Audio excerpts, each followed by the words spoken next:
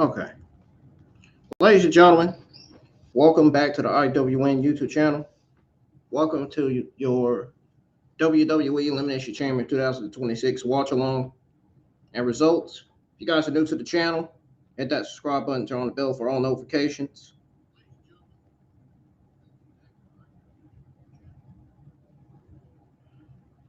Hit the thumbs up. Make sure you share all the streams on all of social media platforms. You guys missed my SmackDown watch along last night. Go check that out. Give a thumbs up on that. Share the stream to your friends. Tell everybody that I go live with my Monday Night Raw, NXT Evolve, Friday Night SmackDown, and Lucha Libre AAA watch-alongs every week. I appreciate everybody that supports the channel. Keep on supporting it. We're not going to waste any time. We're going to go ahead and try to pull up an Elimination Chamber. I tried to pull it up, but streams were skipping and stuff. And the music was skipping too.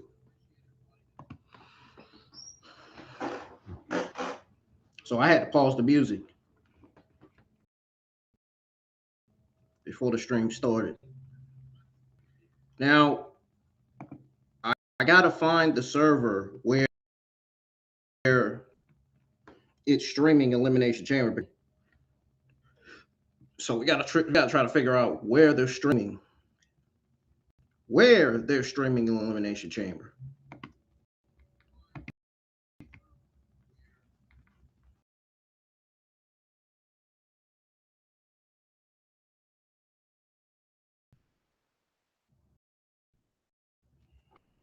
So let's find out.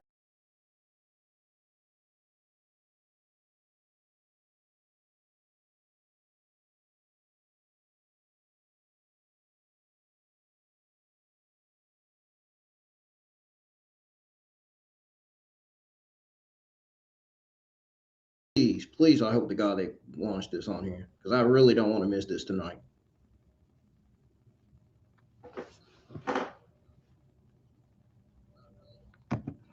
Oh, man, it's not. Damn. Now I'm going to have to switch it again.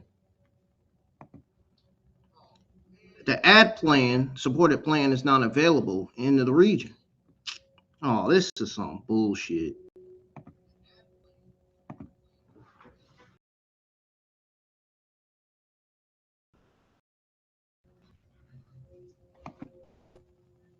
Some of it now.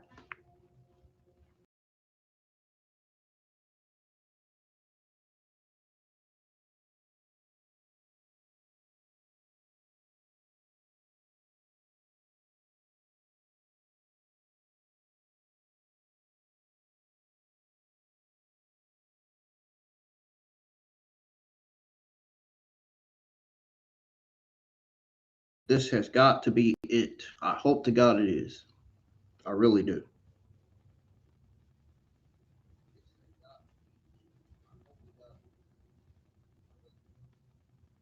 Come on, come on.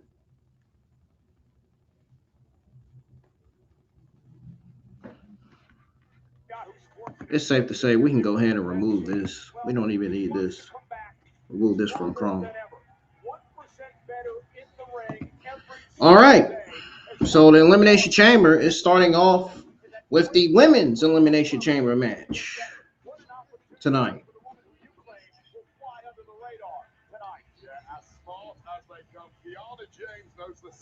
Make sure y'all hit the thumbs up on the stream, man. Let's get at least 5 or 6 likes on the stream tonight. And let's get some more people in here because there's less people in here right now. And we should be having more than 1 or 2 people in here. Share the Elimination Chamber watch along to Facebook, Instagram, Snapchat, and all other social media platforms. Inform everybody that I am live, officially live for Elimination Chamber 2026 Premium Live event.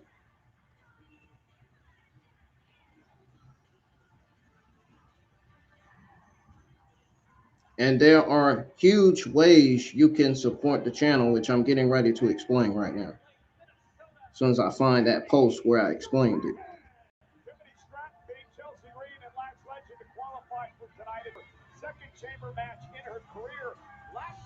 Okay. So there's a few things you can do to make a huge difference. Share the watch-alongs. Tell your friends, family, fellow wrestling fans about the IWM YouTube channel and that I'm live for Elimination Chamber. Encourage them to hit the thumbs up on my videos and live streams. Subscribe if they're new to the channel. Keep on subscribing because your views, likes, comments, and shares always helps out the channel immensely. Don't forget, everybody is a part of the IWN journey. It's a part of the IWN community here on the YouTube community tab. So, and on the channel. Don't forget that. And I appreciate y'all for everything as usual. Y'all support really 1000% means the world to me. Let's grow this amazing community together. Let's get this channel to 1K subscribers and 4,000 public watch hours. That way, when the channel gets reviewed, they say I can monetize, I can just go ahead and start monetizing. Y'all can go ahead and start sending in super chats. There'll be some emotes as well.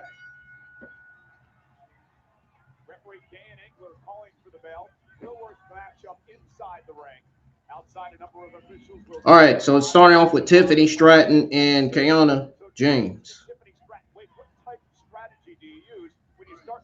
If you're a WWE fan, you might want to tune in for this one. If you're a Kiana James and Tiffany Stratton fan.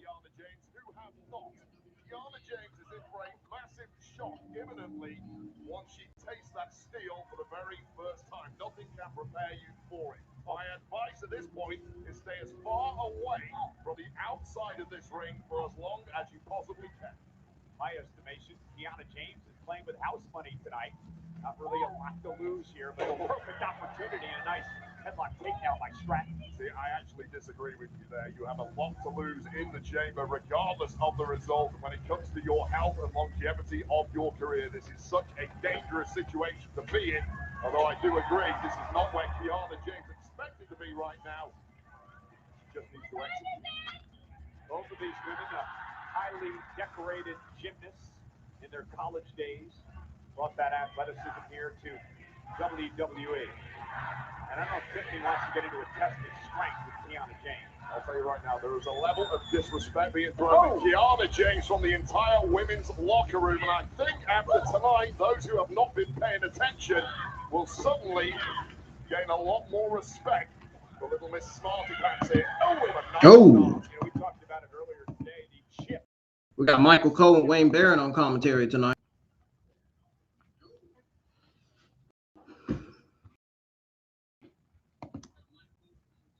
Kiana James, pretty valuable thing to have in this cover. Here we go. Only one cap looked by her buddy Rhea here on SmackDown. And standing boot sold by Kiana James, cover on Stratton, and a kick We're caught up with the show, by the way.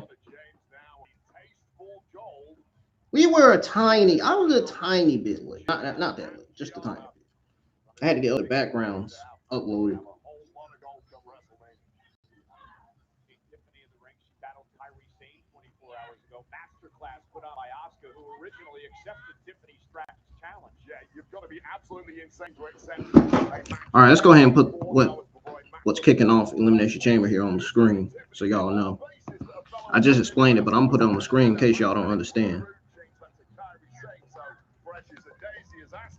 And I'll put it in Spanish too for my Hispanic people.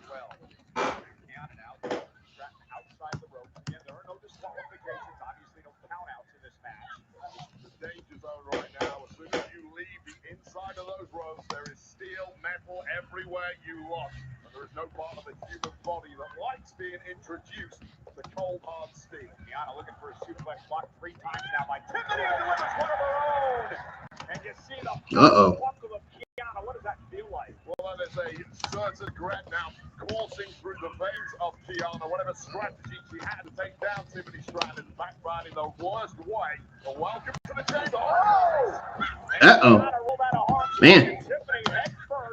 Both of these ladies have been on the road tonight lately. Match just started. They're already going at it at each other, giving each other hell.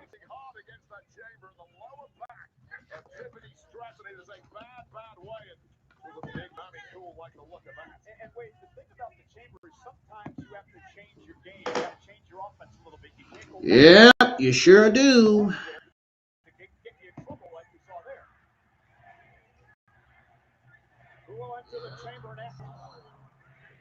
Uh-oh. Who we got coming out? Who we got coming out? Oh, Asuka. Damn.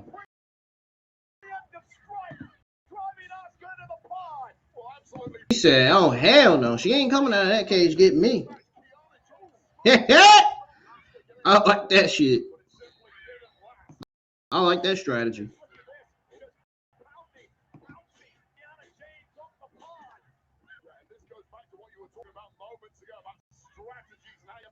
This is the point Kiana James changes strategy because she can't remember the strategy that she came in with. And now Tiffany Stratton driven into the pod by Asuka. Damn.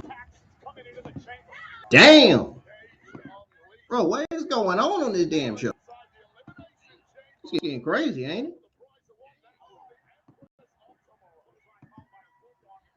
What's going on tonight?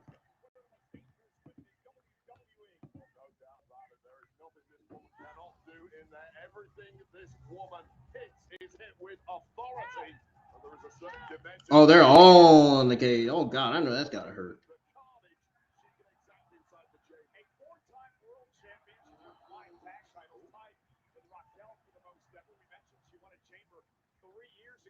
And now the Empress of Tomorrow, Asuka, with a double missile drop kick to take out James's Stratton. Cover now on Kiana, and a kick out by James. Now a cover on Stratton. I just tweeted out what's kicking off Elimination Chamber tonight. Get ready to put it in the chat in Spanish here. Yeah, I know you're live, Justin.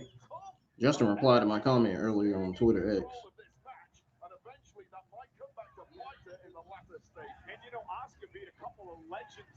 I know there's other YouTube content creators that are live for this show too. I see.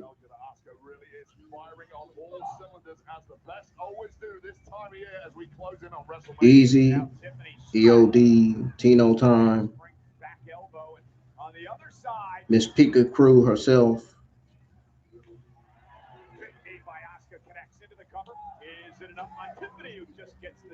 The media group is live for this premium live event. The only ones I don't see live for the premium live event are Mini Portable and Demon Diva, which is unusual. Earl's live for the premium live event.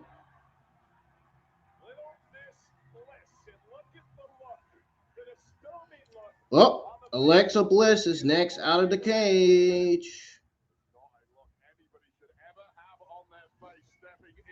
Ooh.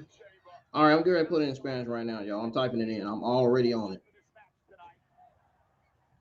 There was a sinister and ominous presence surrounding Alexa Bliss. Right off the bat, dropping the entire field. Keep your eyes peeled. Threats everywhere you look, Bliss. The fact that Alexa's in this match and her friend Charlotte Flair is not really as depressed Charlotte. Yeah, she says she's fine. I do know for a fact when a woman tells you that, she is never fine. Don't fall for that trap. Charlotte Flair very unhappy about missing out on the chamber. And Tiffany Stratton with a There. set time, showing off her power here. Gonna head up to the top rope. Hey, what happened? Oh, there you go. Intercepted. I flipped out by mistake, man. I don't know what the hell that happened. That was weird.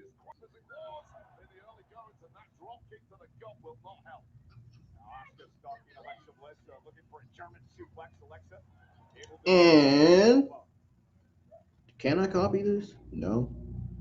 No. No. I'll just retype it in. And I'm going to type this in for all my Indian and Arabic people.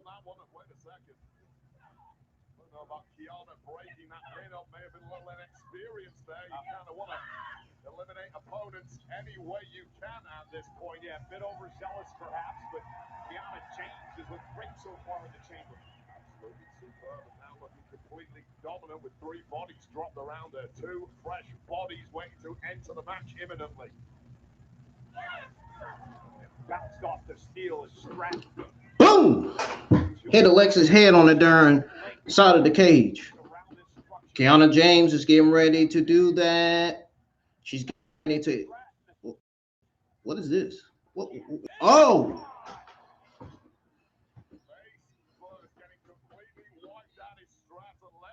Kiana James is killing it tonight in this Elimination Chamber.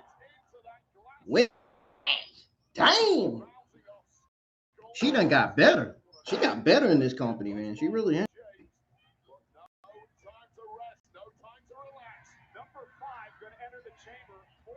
Uh-oh. Kiana James, you better stand up, defend you, but be prepared to defend yourself. Because either Rhea or Raquel Rodriguez is coming out of there.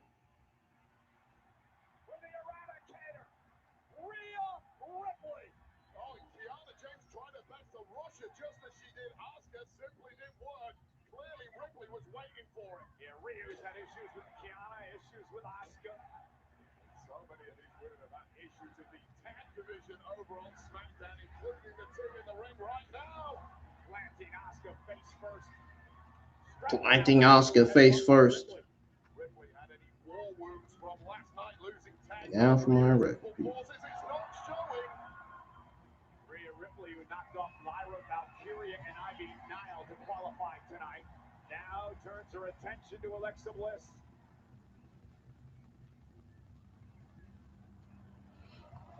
Uh-oh, she's going for the. She was going to go for the Sister Abigail, but Rhea Ripley stopped her from doing that instantly. Uh-oh. She's trying. Oh, nope. She's just refusing to let her do that at this point. Uh-oh, uh-oh.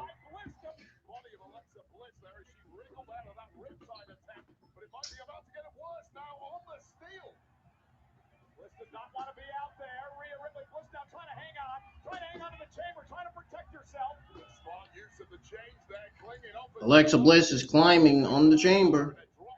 Oh, a spear to Rhea Ripley on the chamber. Oh my goodness. Drop kick from Asuka. And then what we got? Kiana James pulling Tiffany Stratton out the ring.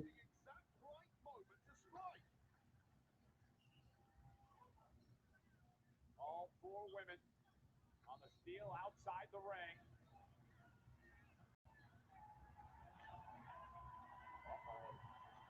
Alexa Bliss found herself on top of a pole. Uh-oh. Ooh. Oh, God. Twisted Bliss from the top of the pole. Takes down everyone. Take another look. Wow. Kiana James maybe avoided the worst of that one. Bro, I didn't ever imagine that one. Something out of Alexa Bliss in the process. Raquel Rodriguez, who will join this frame momentarily, has to be licking her chops, Wade, as these five women beat each other up. When you see carnage like that right in front of your eyes, now is the time to start thinning the herd in this Elimination Chamber match. There goes Kiana. Oh, uh-oh. She's looking for Sister Abigail. Is she going for it? They're not. You got. No! She hit Alexa Bliss with the miss. Asuka did.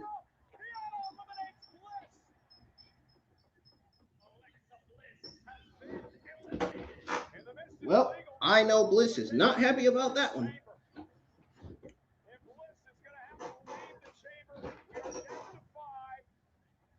Raquel Rodriguez 10 seconds away from entering her third Elimination Chamber with an opportunity to face Jade Cargill for the WWE Championship at WrestleMania up for grabs. Damn. Well, so much for Alexa Bliss. And Raquel, the powerhouse of the Judgment Day, just catching Tiffany Stratton in a baseball swing into the side of the cage. The strongest woman in the match, the baddest woman in the match, the freshest woman in the match. You talked about Kiana James and the number of months that she's had here. What about Raquel Rodriguez really coming of age for Raquel? Oh, well, the Alexa Bliss fans got to not be happy about that. Alexa Bliss being pinned and eliminated. And Raquel has not looked back. Get yourself all the way to WrestleMania, but wait up here. And smart strategy by Kiana, Asuka, and Tiffany. Well, it was smart strategy, I thought. Now, Rhea Ripley. Oh, he said, well, watch more strategy, I thought.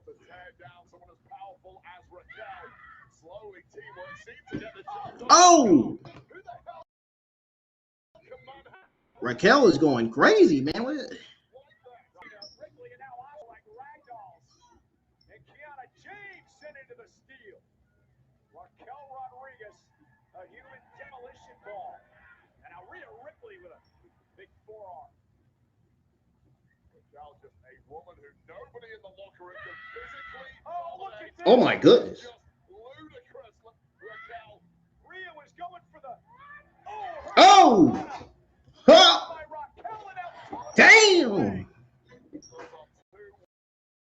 Bro, she just got toasted. However, two alpha females do not get on for long. Eventually, that imploded by the spine of Rhea Ripley, and now the head, perhaps, of Tiffany Stratton. We're down to 891. If we can get up to 900, that would be great. We did have 900. I mean, we did have 892, but it just went down to 891. I just saw that.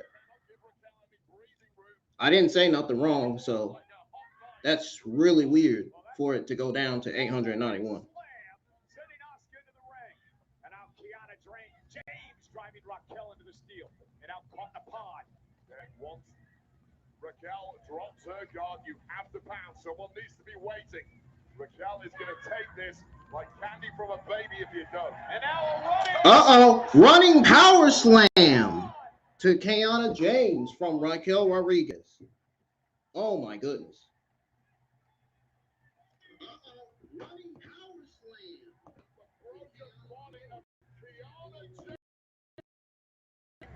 Raquel done the damage. Uh-oh. Catching Asuka. Uh-oh.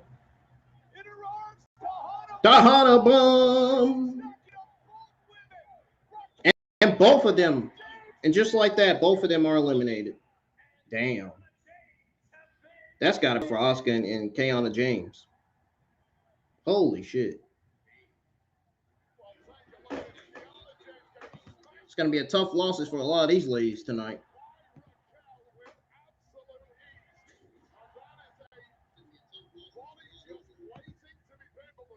Oh my goodness.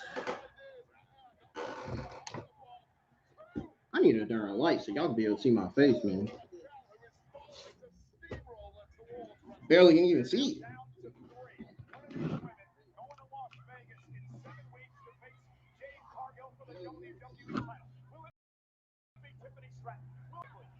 Raquel Rodriguez, high stakes, high pressure here tonight. Let's don't forget it.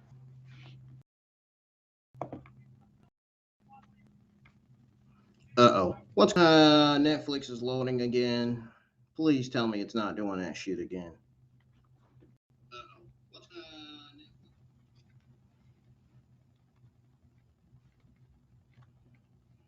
Stratton has been in this thing from the very beginning. Two relatively fragile women in there with her. Honestly, I think I should just do it in landscape mode. Because I don't think this is working. Doing it in portrait landscape mode, I don't think this is working, dude. Y'all are trying, I know, but I don't think this is working. I mean, the stream just paused. It just loaded and stuff.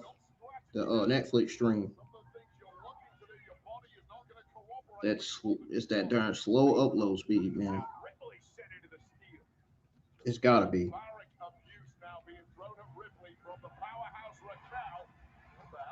I'm gonna have to get an internet cable for this laptop. Some kind of internet cable for this laptop. Phone booth laptop. Thank you for the thumbs up. Let's try to get more likes now or later on if we can. If y'all don't want to hit the thumbs up now, y'all can hit the thumbs up later. I'm not worried about it right now. It's not a big deal right now.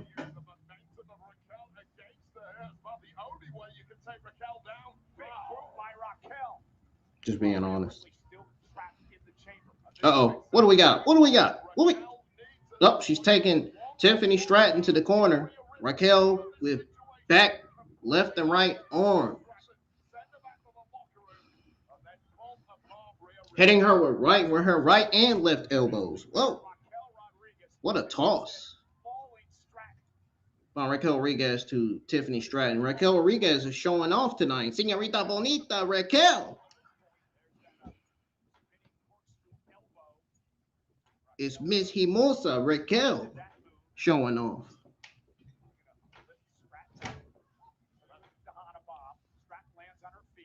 Uh-oh.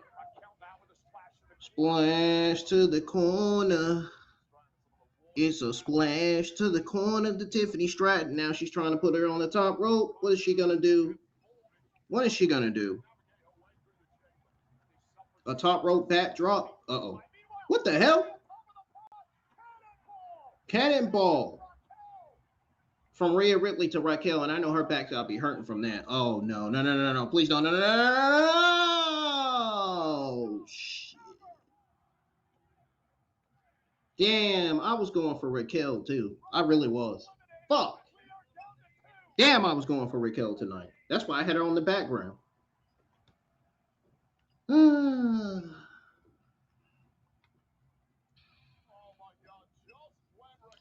Dude, I got a feeling we're getting a Tiffany Stratton versus Jade Cargill rematch.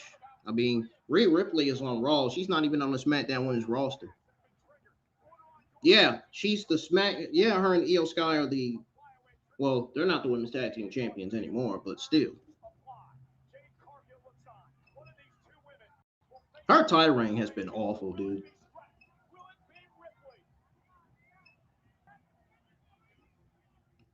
No opponents can match. It seemed like no opponents can match her, man. Match her power. Ability. Never run against Rhea Ripley before, though.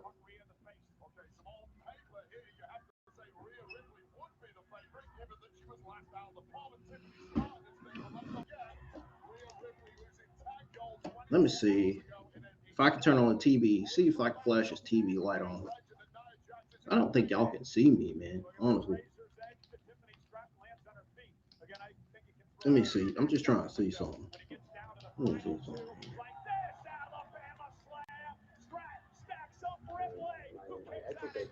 But I would say, okay, if I want to convey this to the team, I'll do it when it's also appropriate, man.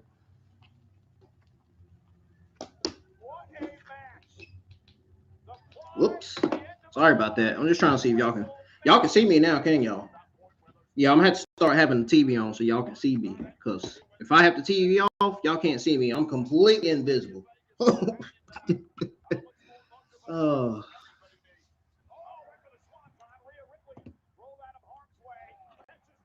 Y'all can see me now, though, can't y'all?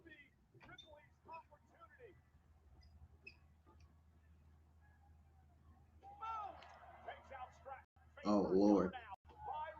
The win is going in Rhea's favor right now. Make sure y'all hit the thumbs up on the portrait. I think, well, you already did on the portrait thing. But hit the thumbs up on the Elimination Chamber watch along on the landscape bowl one. The one that doesn't have no thumbs up on it. Share the stream. Subscribe to the channel if y'all are new. I know we were just at 892 subs, but now we're down to 891 because a YouTuber unsubscribed for some unknown reason. I never understand why they unsubscribe. I really don't. I really don't get it. It takes the stress out of your freaking soul when they do that. And it's been an incredible performance by Stratton. Started the matchup here tonight. The wound's obvious on the face of Tiffany Stratton now, but she doesn't care. She's focused on one thing, that is victory at all costs. Throwing six on again. Tiffany Stratton up top, looking for the prettiest moonsault ever, but driven into the pond by Ripley. Oh, God, Joel first by Ripley into that pond, and now winner. Ripley, yeah, this is it. It's over.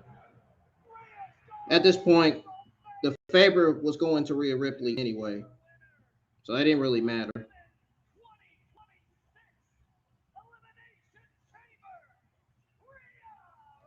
Oh, well, at least the match is over, thankfully. Thankfully, we can move on to the next matches.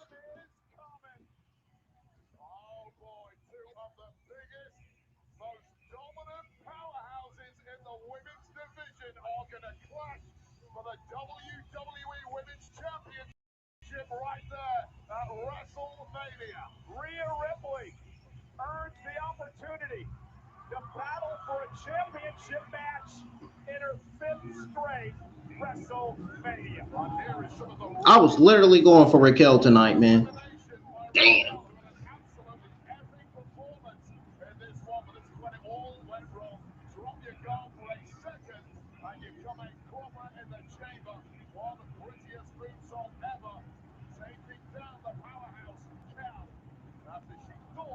One, two, two. What's up, man? What's going on? How's your night been? You watching Elimination Chamber?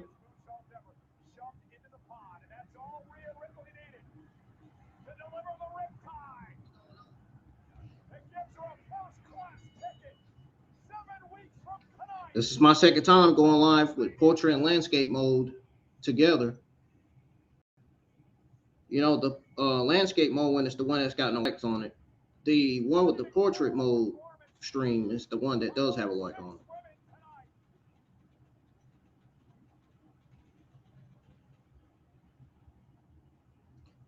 What you got? 1, 2, 2. You got any questions? You said, bro, like you got a question or something. Tell me, man. Tell me what you're thinking of Elimination Chamber.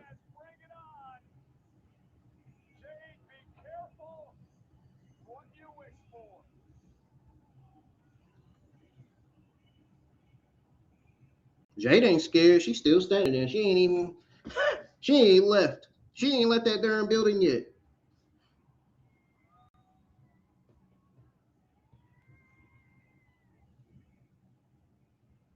It's probably going to go on commercial.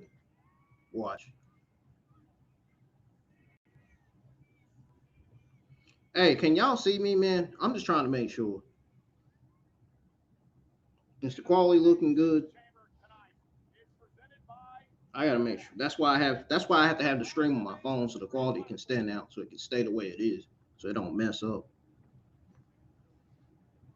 Unfortunately, if I had faster download and upload speed and more megabytes, man, this wouldn't be happening. I wouldn't have it on the stream. I wouldn't have the stream on my phone. I would have it off my phone, so I wouldn't have to monitor the stream. I had a moderator. I don't know what happened. I don't know if he's got plans for tonight or what, but I haven't seen him appearing in the live chat, so.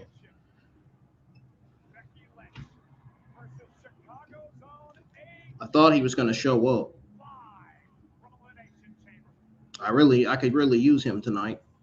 just in case I get negative comments. And if I do, I am going to boot that person out of the live chat. They're going to get a 24-hour timeout, meaning they won't get to comment anymore. Or they'll just be blocked.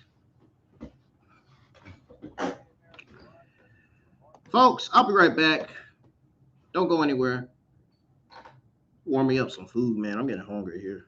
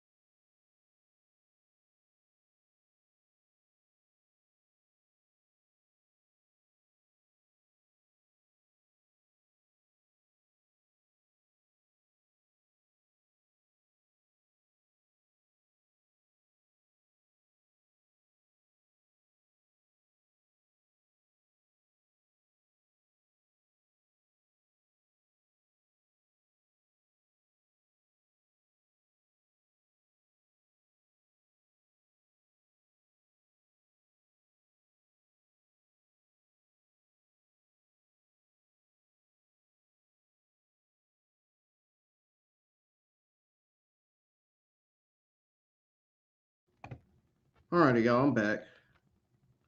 Let's go ahead and tune back into the 2026 Elimination Chamber Premium Live event.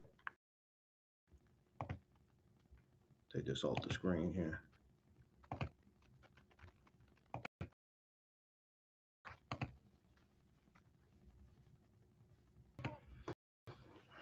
Ouch! Hit my knee on that table.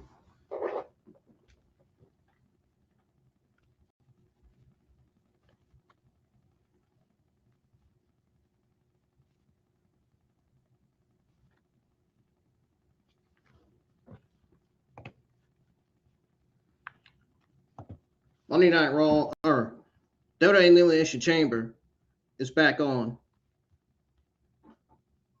From commercial breaks we had to get through. Good. I'm interested to see what the next match is going to be. The official theme song of Elimination Chamber 2026 from the album Kyrie Offset, available now on Apple Music, Spotify.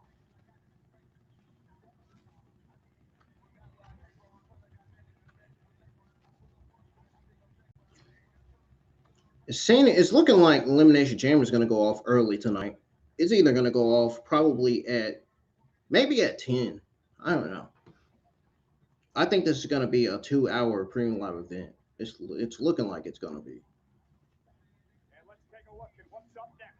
The Intercontinental Championship. Or actually a 3-hour. Let's see, 1, 2, 3. Yeah, I can see it going off at 10 or probably either 10 or 10:30. We got an Intercontinental Women's Championship match coming up next, folks.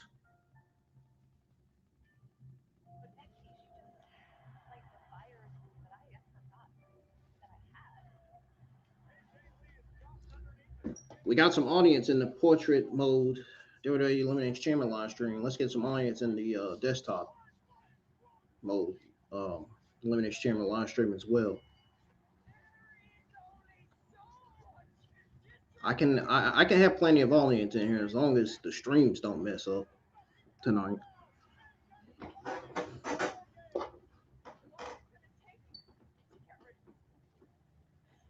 Because Netflix, sometimes it be a little the streams be kind of glitchy, making noise and stuff.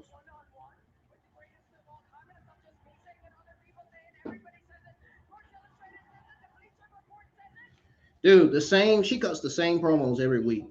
That is time for I hope she does not come on Monday Night Raw and cut those same promos again. They need to give her a different promos to cut. Because that ain't cutting. That ain't cutting it.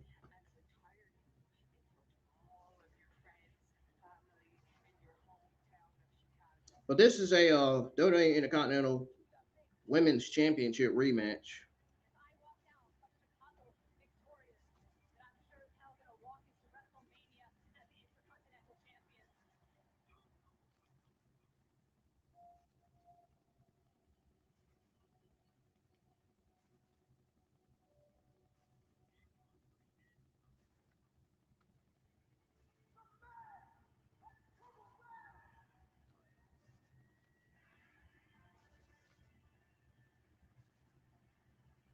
We got Becky Lynch coming out.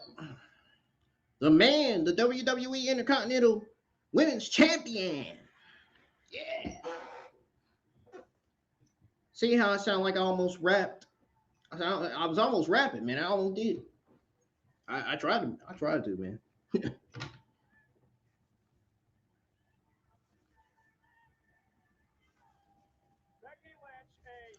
Remember when Ethan Page threw that North American Championship in the trash can, the regular one?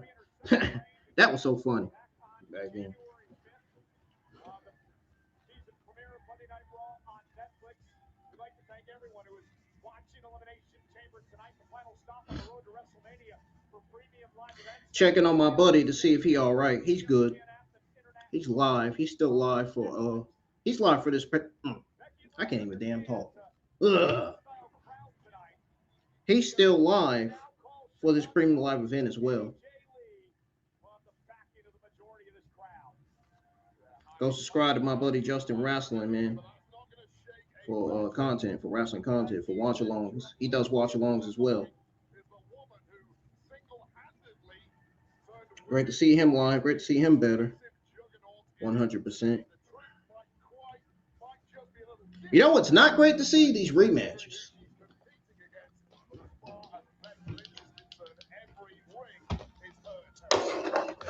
Hopefully this is the last one between Becky Lynch and AJ Lee.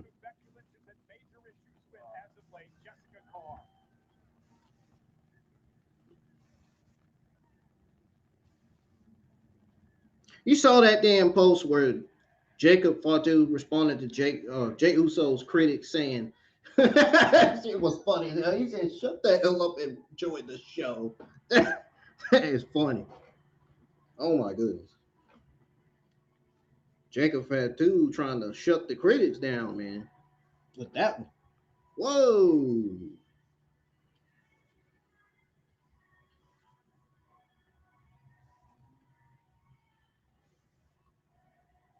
Let's get some more likes on the stream, folks. I still only see one like.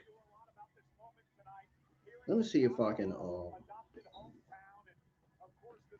let me see if I can share this to TikTok and share the Snapchat, and then I'll get back to the pulling up the stream. No, Lee, she doesn't like the fans shaking her hand, man. Especially if they got germs in it. No hands, AJ Lee. That's what I should call her. I think that's what I'm gonna call her from now on. No hands, AJ Lee, because she don't shake the fans' hands. She don't like doing that out of respect for her husband. I can't blame her. That's just like if I had a girlfriend, I wouldn't be shaking nobody's hand. I'd be shaking my girlfriend's hand, if anything.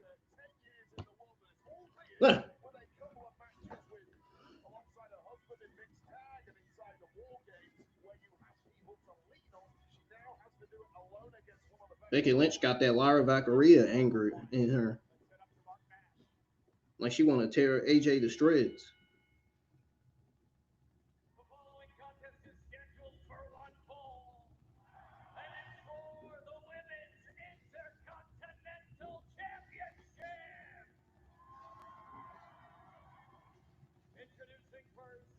Introducing first.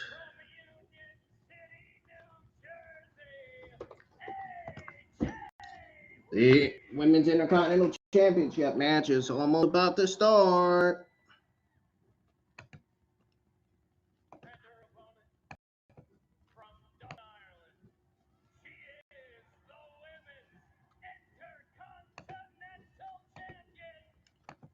Becky Lynch.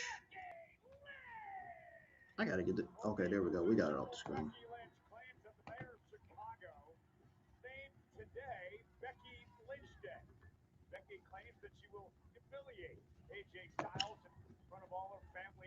How much you want to bet half of the internet wrestling community are watching the Elimination Chamber?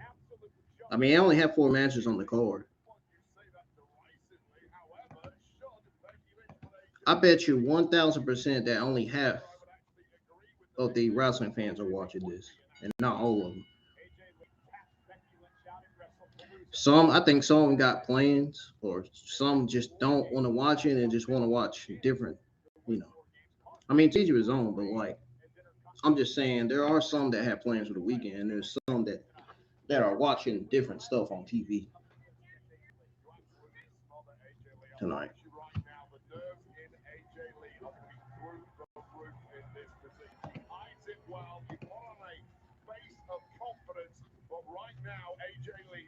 Here we go. Oh, my microwave just went on. Yeah, I let that pop us in there because it's really hot. I gotta warm up the other one. Got me 2 things of Popeyes I'm about to eat. I'm about to tear them things up. Them things be good, man. Them chicken Popeyes, them Marie chicken Popeyes, man. Them things off the hook.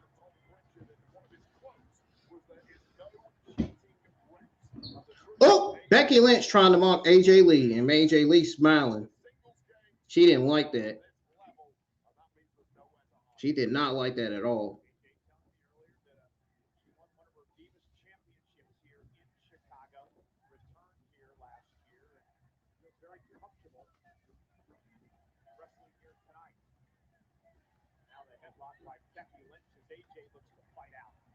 Oh, shoot, I got the wrong.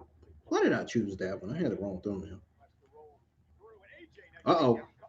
Becky Lynch kicks out at 1. And we got both of these ladies doing what it takes to get a win in this match, trying to put each other down. But it only comes to one question. Who's going to have the advantage? Well, right now, both of them have the advantage. Who's mainly going to have the advantage, though? That's what we're looking for in this match.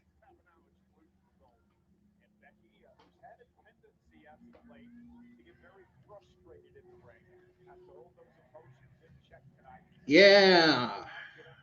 Baby faces and heels get frustrated.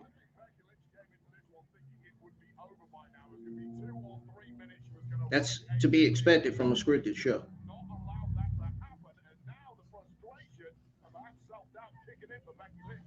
Hammerlock and Becky Lynch now writhing in pain. And look at AJ Lee now continuing the pressure. Will Becky tap? If she does, AJ wins the title. We're tapping into those technical skills that she was so well known for her first time around in WWE, and now tying up Becky Lynch in knots. And Becky now turns it into a hammerlock of her own. Intercontinental champion sent outside the ring. Remember, champion's advantage for Becky. AJ must pin or tap Lynch to win the title. Got out disqualification, so doesn't help AJ at all. And that frustration on the outside, you saw Becky Lynch booting that hell. Becky Lynch needed some time to breathe. She needed some breathing room. From AJ Lee is not going to help the mindset of the Intercontinental champion. And Becky barking at Jessica Carr, who she calls the most crooked referee in the history of WWE. A lot of people call her Fast Count Jar has cost Becky Lynch championships before. And who knows what she's up to again tonight. Keeping a very close eye on this referee who I simply do not trust. And I know Becky Lynch feels the exact same way. AJ Lee tried to go up over the top, intercepted by Lynch. Oh, AJ, nice. Oh, yeah, I saw that. That's my eyes were rolling up. I seen it. Yeah, boop. High knee to AJ Lee by Becky Lynch. And she is beating the crap out of AJ Lee while she's on the ground.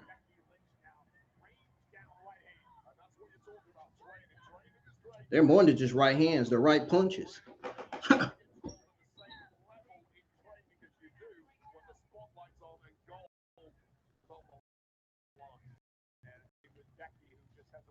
Get some people from TikTok to join. Hopefully people from TikTok will join. I'll get ready to share this to Snapchat too.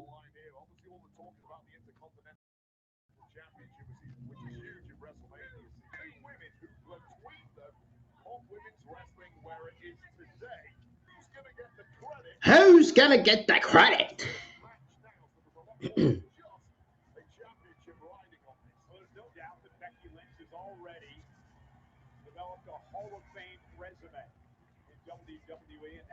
Yeah, that is that. I mean, that's true.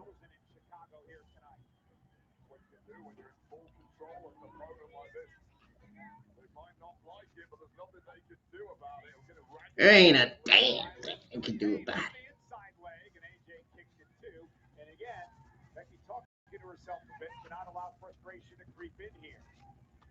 And this is something Lee has talked about in the past. She sees Lynch as an arrogant bully. He's taken down a peg or two. Whilst you may agree with the first part of that, taking Lynch down a peg or two has proven to be incredibly difficult for a lot of women in the locker room. I think a lot of people think she's an arrogant bully. Also a champion, though. Yeah.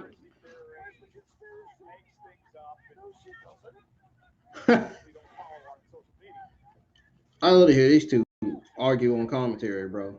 These two are crazy. Isabel, what's going on in the live chat? What's up? What's up? Hola, ¿cómo estás?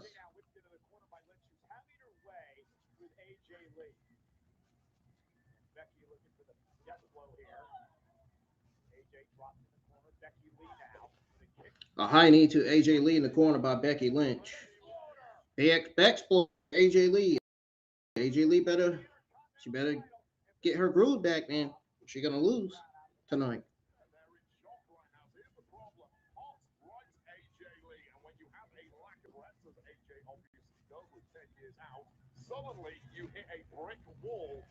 You hit a brick wall. He sounds so funny, man. I can't help it.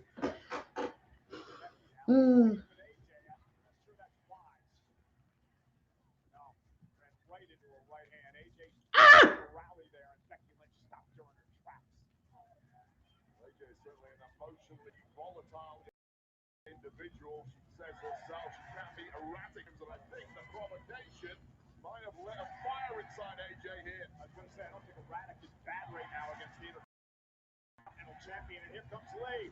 AJ Lee. Here comes AJ. Becky, though, Chicken, Becky Lynch. Rooster chicken. Whoa. Oh. Oh, that was a bulldog by AJ Lee. I seen that. She did something, though. He did something.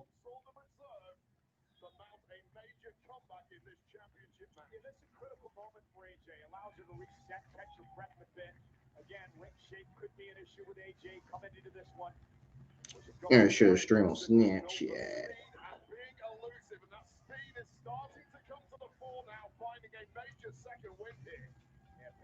Finding a major second win here.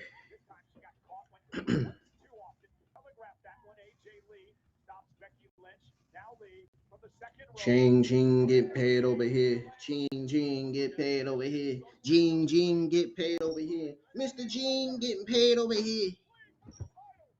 He getting paid over there at the barbershop, man.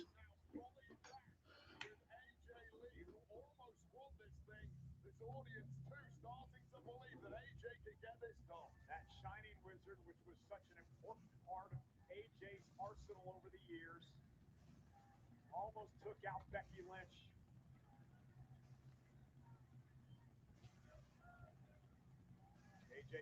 Go ahead, tweet out my thoughts on that Women's Elimination Chamber match here in a minute.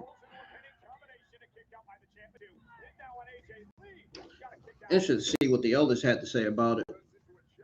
I know what I got to say about it, though. I already know. Gotta tweet it out.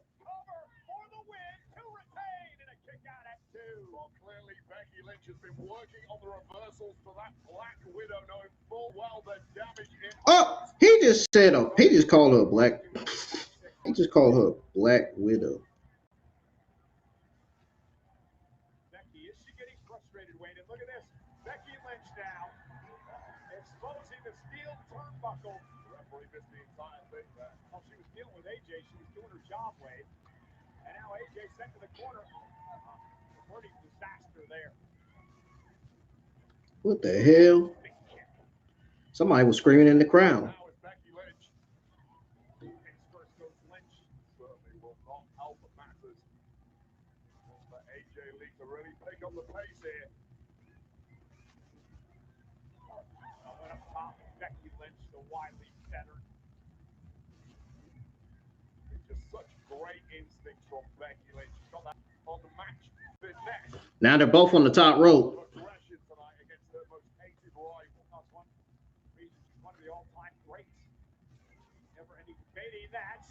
Oh, yeah, I saw that.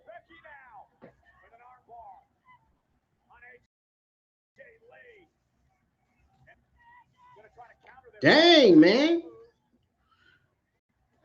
I mean, that was all the way off the top rope.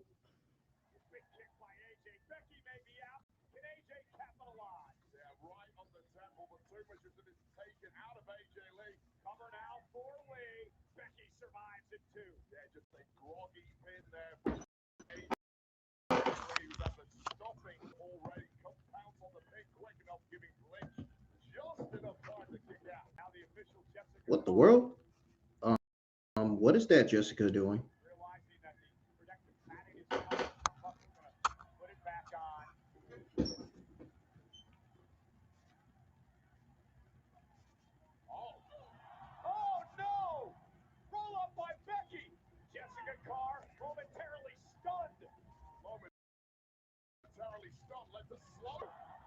Becky just took out Jessica Carr inadvertently.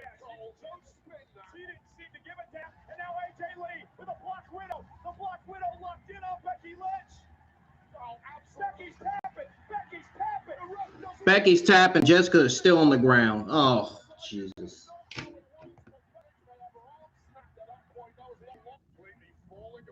Well, hello. Jessica got high kneed by Becky Lynch, so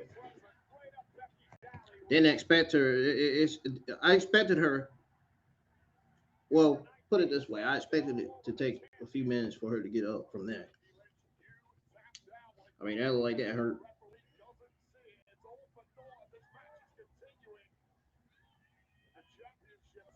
Oh, I forgot to tell y'all, I got my NXT watch along schedule for next week. Becky flashes back to her Intercontinental title as she just beats up AJ Lee. Yeah, schedule my Monday Night Raw. Is still down. Watch along for the Monday Night Raw Fallout. Monday Night Raw Elimination Chamber Fallout show. AJ in trouble because Becky can do whatever she wants now with the official out. Technically, we would have had a tap out and a count out by now. That's a double count out. Maybe even a disqualification the way this is going. You can do whatever you want, provided the ref is down. Becky setting a steel chair in the ring as AJ Lee now looks to fight back in this. It's a much needed fight back from AJ Lee. Given what no doubt Becky Lynch was cooking up there. Becky driven into the barricade. I'll say a lot for the durability and endurance of AJ Lee. We are now in seriously deep water. Oh! Yeah, AJ's so impressive here. Sending Becky back into the ring. Grimacing through the pain, but continuing to try and grind out a result here. Back elbow by AJ. Up now to the second rope. AJ. Oh! Connecting knee first with a steel chair. Oh, and now the DDT planting AJ on the chair. Becky gets rid of the evidence. AJ may be out. Oh,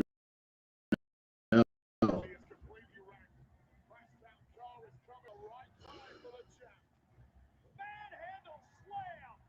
The cover. AJ kicked out. And Becky can't believe it.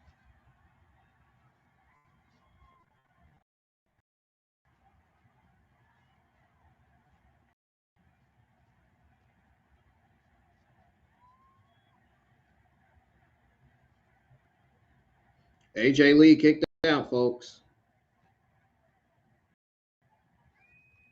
And it might be starting to dawn on the champ that tonight is just not your night, Becky Lynch. Oh, she about sent her to Jessica. Jessica about got hit again. And now AJ rolling up Becky. And a kick out at two. Again, this rivalry between Lynch and Jessica Carr. Nice takedown by AJ Lee. Continues here. Both women clinging on by a thread at this point. Looking completely rattled underbly. And Becky. Oh! The turnbuckle that That was close. Becky exposed. Black Widow. Center of the ring. The referee's right there. Becky taps out. Becky taps out. AJ Lee wins. Here is your winner by submission. And new women's Intercontinental. Well, I actually was going for AJ Lee in this match. Why do you think I got her in the background? Before I went live, I said I was going for AJ Lee. In 11 years. How sweet it is for AJ Lee. Bet Minnie's got to be happy about that after she just had her video shown of her interviewing AJ Lee days ago.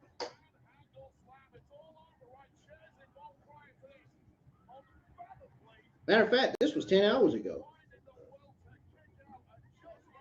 Never mind, days ago.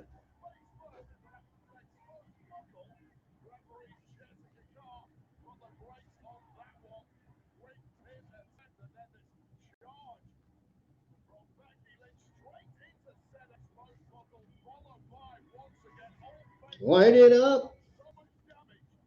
Now, AJ Lee, you gonna shake the fans' hands now? Nah, you ain't doing that. She trying to keep it respectful, man. She ain't gonna do that. I don't know why y'all think she's gonna shake the fans' hand.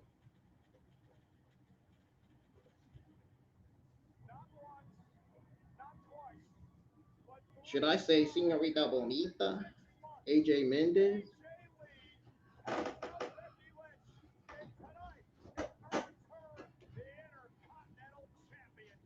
You know, she's Hispanic too, you know.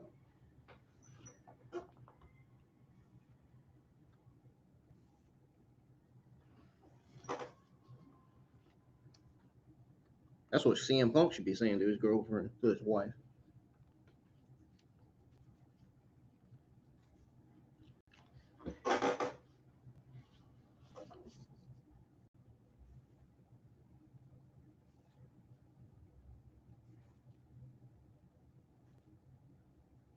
Maybe this win was for Larry.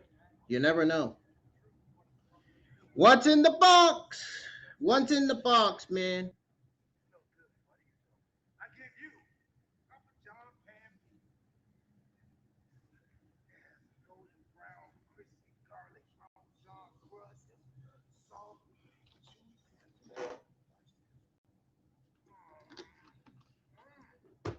Might as well let R2 keep it now. He didn't put his hands on the pizza.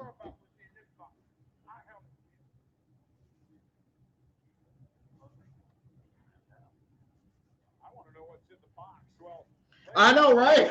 That's what I said. I want to know what's in the box, too. Damn. The World Heavyweight Championship against the man who claims he's going to shake up WrestleMania. Finn Bálor is live and it's next. Dude, don't tell me this thing is going off at 9 o'clock because Lucha Libre AAA comes on at 9. Well, I'll be live for both episodes next Saturday. We're going to have to miss this week's episode of Lucha Libre AAA.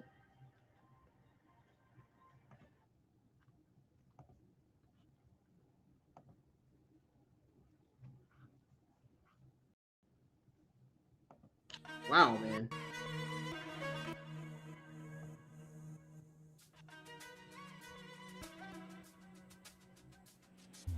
Well, I'll be right back, y'all. Gonna step away again. Don't go anywhere.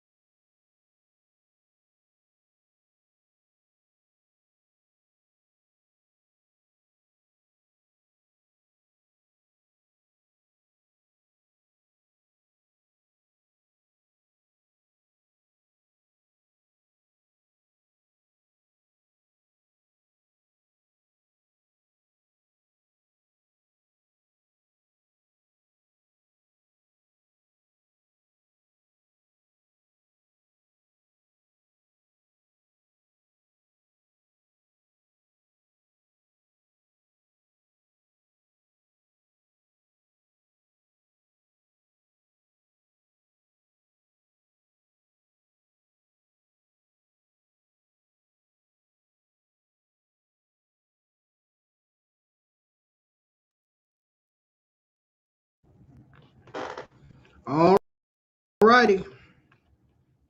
We're back. It's back on from commercial breaks.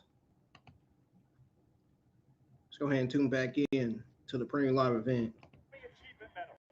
We want to thank all the men and women around the world, especially with what's going on today.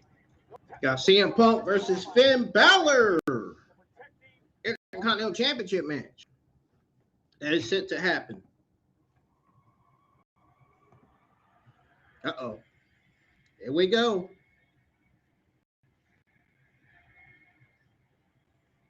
Here we go for this World Heavyweight Championship rematch.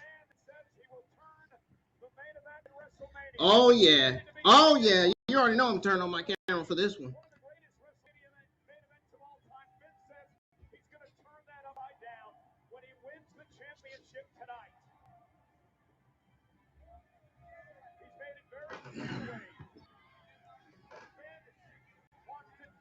Another one of my favorites of all time, Finn Bálor.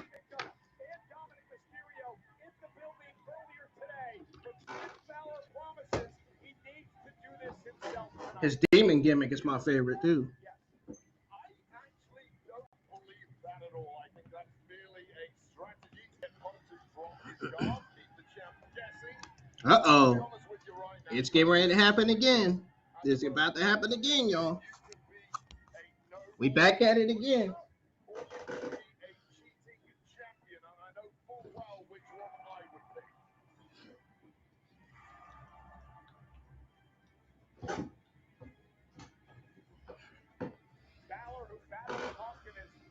I love that shit, man. Ireland, Belfast, Northern Ireland. Back in January, it was a home game for Balor then. Tonight, he's the away team.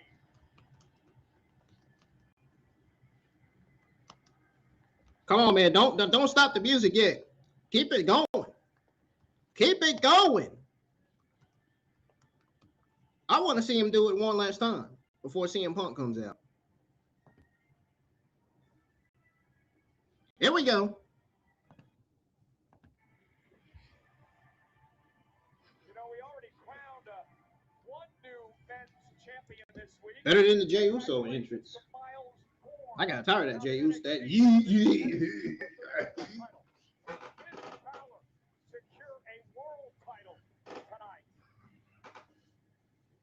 At first it was cool, but after a while it just got old real quick.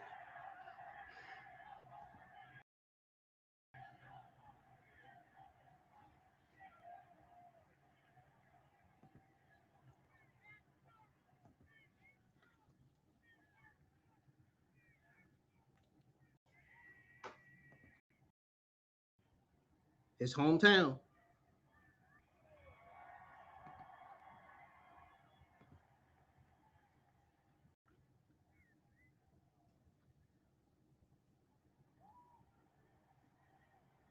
Wait for it.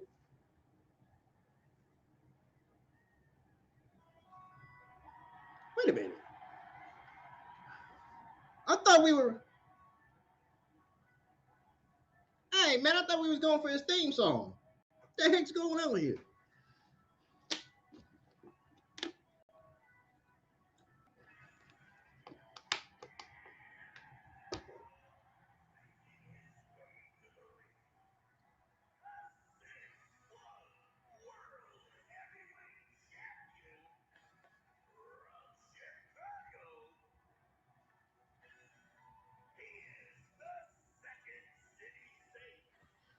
The Second City Saint. I told you he used to be the Second City Saint. What did I fucking tell y'all, man? I always say that every time he comes out. The Second City Saint. Oh, but y'all don't think I don't know this stuff, though. Voiced by the iconic PA announcer, Ray Clay.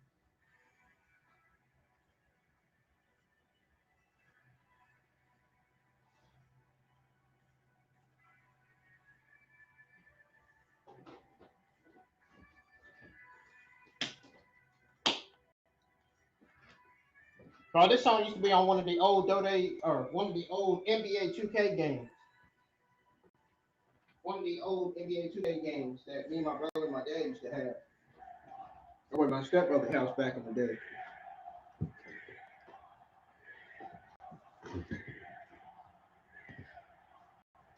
Yes, he's gonna come out to his theme.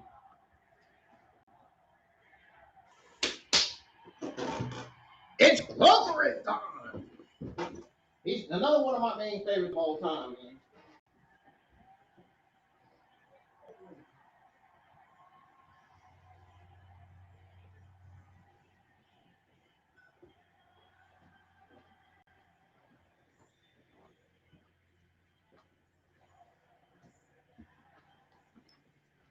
Oh, look at the dude with the earrings dancing.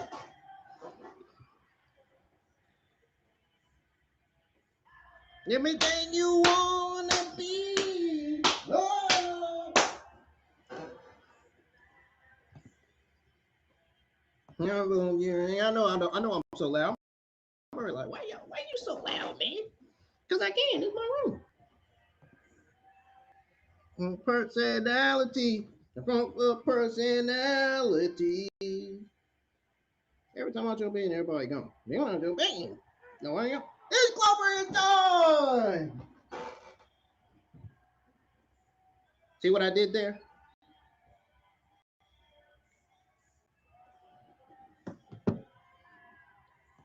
Taking a picture of my phone. I said, it's Clover time. My mistake. Gotcha. You hacked. Gotcha.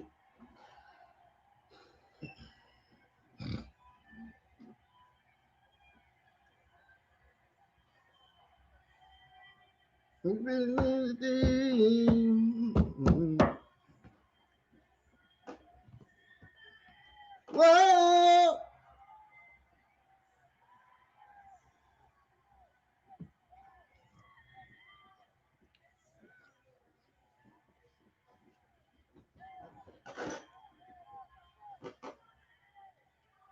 How y'all enjoy Elimination Chamber tonight, man?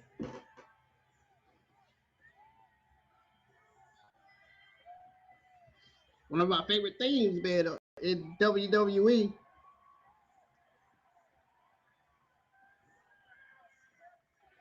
Personality. Once again, it's Clover time.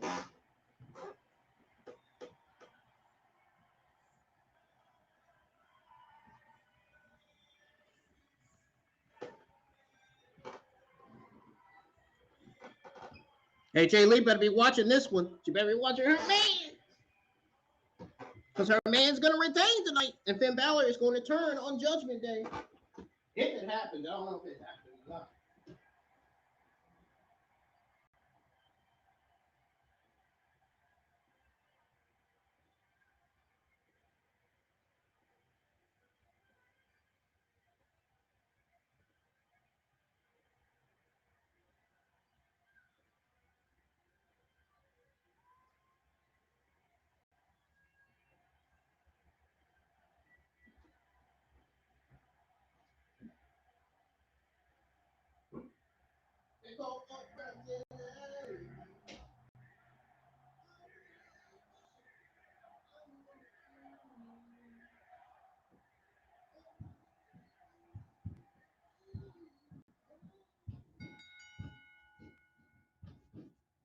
The following contest is scheduled for one fall and is for the World Heavyweight Championship. Introducing first, the challenger from Bray County, Wicklow, Ireland, weighing in at 190 pounds, representing the Judgment Day, Finn Bálor!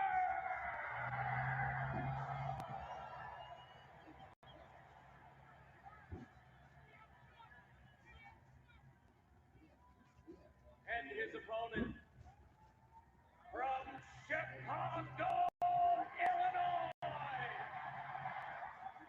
he is the World Heavyweight Champion, CM has been a long time coming. 13 long years since CM Punk has had a WWE match in his hometown of Chicago.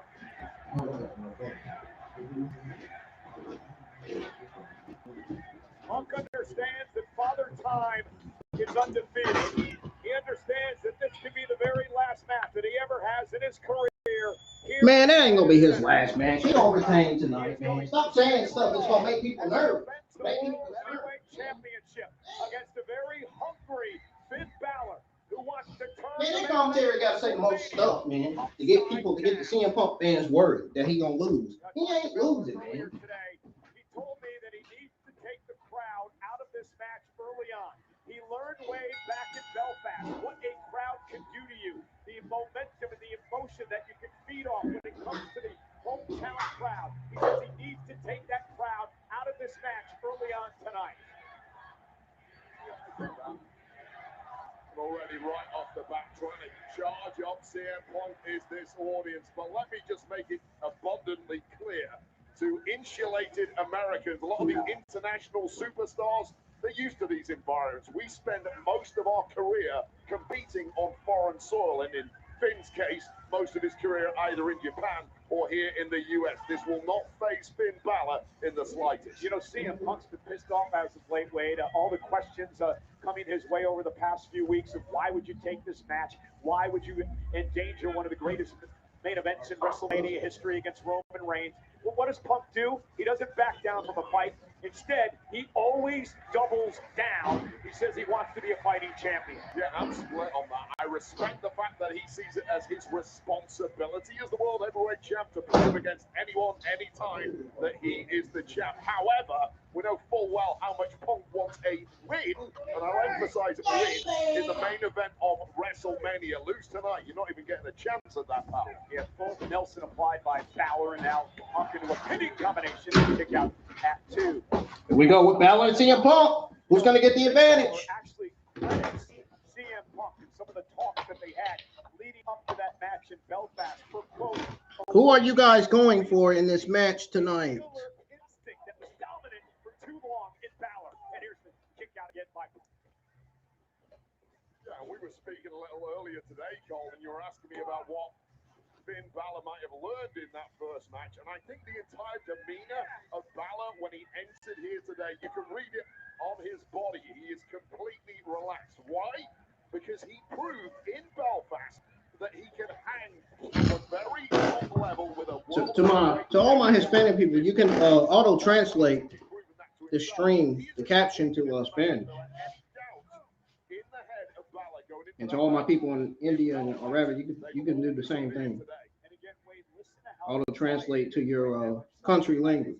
Balor doing what he promised to do, not allow this crowd into this match. I gotta sit that way. And even my people in Japan and China and European. Wake him up a bit as Punk delivers a heel kick to the face. Now, Balor as well, Wade. It's been 10 all across the country. Balor has held a world title. He was the inaugural Universal Champion, and remember, he only held that title for 24 hours. Yeah, and the butterfly effect of that incident you're talking about can be speculated about non-stop. And where would Finn Balor's career have gone over the last 10 years had he not been stripped of that championship because of the injury? Punk cover, and Balor kicks out. You expect this pace early on in the match? You know what? I thought Balor was going to come hot out of the blocks. You mentioned the age of Punk. He's no spring chicken, obviously. He is fighting against Father Time, and that is CM Punk is taking control. Like Finn Balor, who seems he's got the advantage. His endurance needs to use to his advantage. So if I was Balor, I personally want to pick up the pace here. Senior official Chad Patton working this World Heavyweight Championship match. Again, the winner will defend against the Royal Rumble winner, Roman Reigns, 7 weeks at WrestleMania. Here we go. That's exactly what I was talking about from Balor. Boom! Boom! CM Punk, but he's ready to throw. Yeah! Technical start to the match. Thrown out of the window there. Flushway, the United Center, the home of the beloved NHL Blackhawks, Punk's favorite team. Does Punk want to turn this into a hockey fight he'll win by hook or by crook. But if it is a hockey fight, I think that probably favors CM Punk. He does have probably 25 pounds on Finn Bálor. And now Punk, after delivering the elbow to the face of Balor.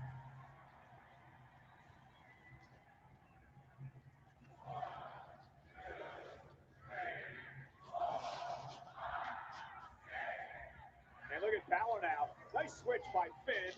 Drops Punk to the mat. Tweaked something in his ribcage there. It was a nasty landing. And if he did, zeroing in on it is Finn Bálor. The sixth sense for an injury on an opponent's body, and at this level, with the World Championship hanging in the balance, that is a massive asset for the Irishman. Finn Balor's up, CM Punk's on the ground, and Finn Balor's stomping on CM Punk. There comes that mentality from Finn Balor when he holds on to the ropes and stomps on CM Punk. Weaken up the midsection for the coup de grace. Well, Finn Balor is sick of being labeled an underachiever. He does feel at times like management, in a way, lost faith in him when he had that injury 10 years ago. That's vintage Finn Balor right there. World champion.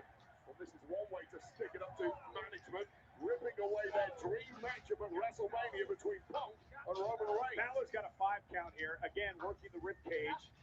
And we kick to CM Punk. Great strategy here by Balor. Not only slow Punk down, but as I mentioned before, soften him up for your finishing blow. Yeah, and here's why you know that initial tweak in the ribcage of Punk was bad. You do all you can to hide any form of weakness from your opponent. Punk was trying his best to. He simply couldn't. The tell was there immediately. And Balor is now all over that weakness like a rash. Yeah, Balor doing a great job physically wearing Punk down. This is the belief that is starting to grow in Finn Bálor now. It's the belief that is starting to dissipate from this partisan crowd here in Chicago. Punk has had a great career in Chicago. He won his Intercontinental Championship here when he beat William Regal back in 2009. Who would ever forget the great street fight with Chris Jericho here in Chicago? And how about 2011, Wade, the night that CM Punk defeated John Cena to win the championship in one of the most iconic moments in WWE history. Yeah, blowing that kiss to John Cena, championship in hand as he left the arena. One of the most iconic shots in wrestling history. Oh, God! Abdominal stretch again, working on the midsection of CM Punk. You see Punk screaming in pain here. A tap out by Punk would give the title to Balor. Yeah, Punk has a very high pain tolerance, but barely able to conceal the sheer agony that he's in right now. And Balor attacking with abandon. And I'm not sure Balor has even got out of third gear at this point. That's the scary part. What a predicament here for the World Heavyweight Champion, CM Punk.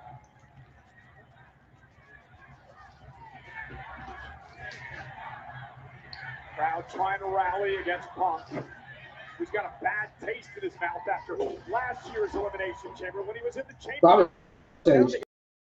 That's probably what it is. Seth Rollins stomped, handed the match to John Cena.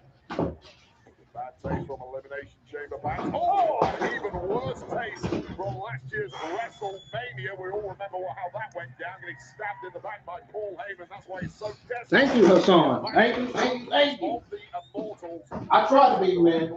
This year in the main event. Yeah, Punk has really turned things around. Not counting the night that Rollins cashed in on Punk at SummerSlam, Punk has not lost a one-on-one match since late spring of 2025. Now Balor taking the fight to Punk for the World Heavyweight Championship. I'm glad somebody said it. WrestleMania hangs in the balance here tonight.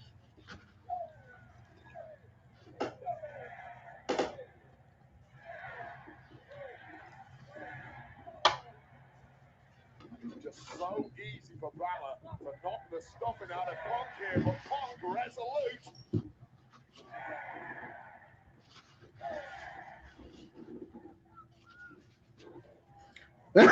Somebody was screaming in the crowd. Who was that? An elbow followed by a clothesline. Well, now suddenly he's got Finn reeling. Finn Bálor has been knocked for a loop by Punk, but Punk now ratcheting up through the gears. The belief is back here. This match is physical as those great 19. Make sure y'all hit the thumbs up, subscribe to to the channel if you're new. Now back to his feet. And he's got Finn in position for a GTS spin, though. Able to Let's get these views up on the landscape mode live stream here. Sending Finn out to the floor. Here comes CM Punk. Punk now with a suicide dive. Driving Balor right into our table. Punk going high risk at the right time with the lower back. I wonder if he's going to do the GTS on the announce table.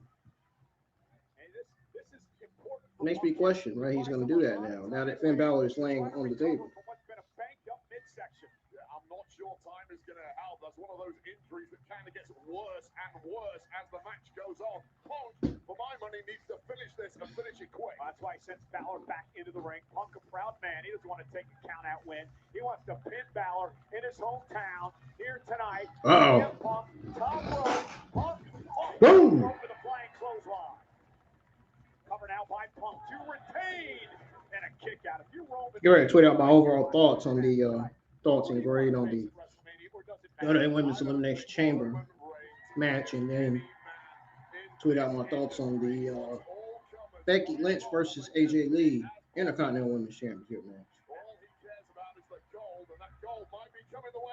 I had to eat somewhere else, so y'all didn't hear me smacking.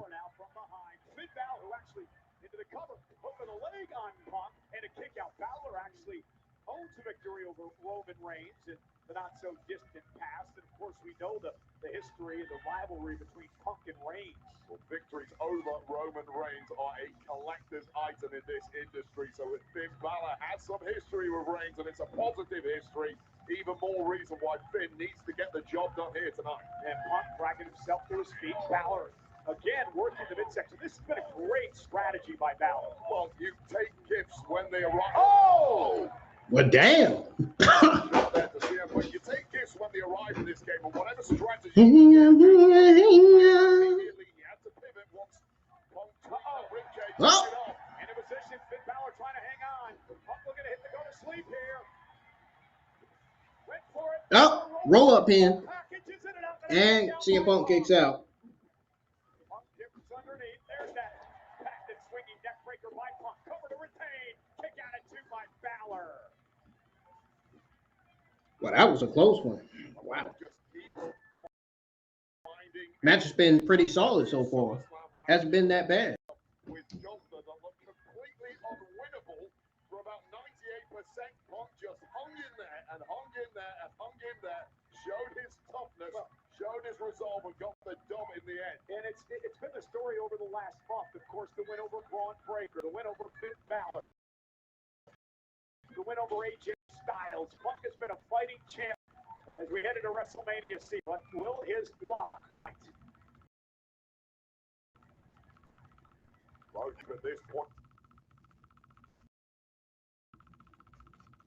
We'll have to see.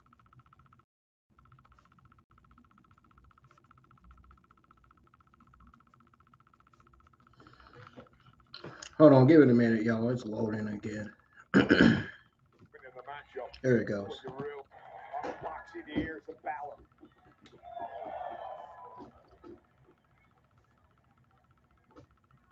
Punk again is going to have to dig down deep to retain tonight. He's going to have to do something. Is he going for the suplex like what Becky Lynch did? Balor again going back to the midsection.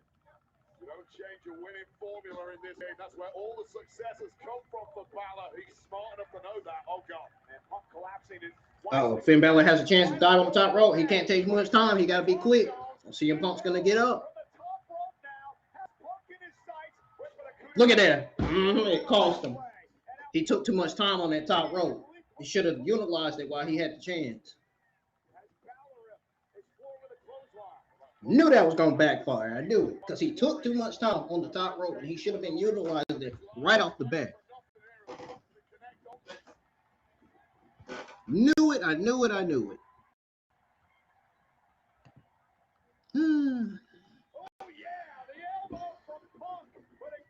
That's that macho Randy Savage elbow right there. Or comment. No cover, no ability to pounce on a quick 3 count here. I would have never went for that though. That just kind of hurt his elbow a little bit. So much slick blade by Balor. So much sapped out of CM Punk at this point in the matchup. Balor's just a step quicker right now, Wade. It has to be. And that blood coming from the mouth of Punk. Balor senses victory. He's got gold in his eyes now. Punk looks spent, physically spent. Uh-oh. And Punk Oh, clothesline from Punk. A veteran move by Punk there, taking a beat. Or was it desperate? No, I was taking a beat to get his senses together, knowing full well Finn was lining something up. But what a battle we've got going on here. And Punk now. Oh, hold on. Looking for the Anaconda Vice now on Balor. First into the sharpshooter. Now looking for the Anaconda Vice. He's got it in on Finn Bálor now. Submission move. Center of the ring. Is Balor going to tap now to the Vice? Feel like a long way from the ropes here. That hand is nowhere near. That hand is looking like it's going to tap out. Balor trying to hang on. And Balor able to roll through. Turns it into a pinning combination of his own. And a kick out. And a kick out. Something Balor learned from their battle back in Belfast last month. How to counter the Anaconda Vice. We have to be merciless at this level. Forget that you are fighting a human being here. This is your mortal enemy right now, Finn. Finally, Punk up and down goes Punk. Now he's in position. This could be. This is Finn Balor's chance. To alter the entire landscape of WrestleMania. Here he goes. From the top rope into a coup de grace. It connects to the bad ribs of Punk. Covered by Balor. Punk's the leg. Punk survives. And now what does Balor do, Wade? Oh, what a gutsy kick out from CM Punk. The cogs are now whirring in the mind of Finn Balor, who thought he was home and dry. No, he wasn't no old drum. Just hit his death blow, and Punk survived.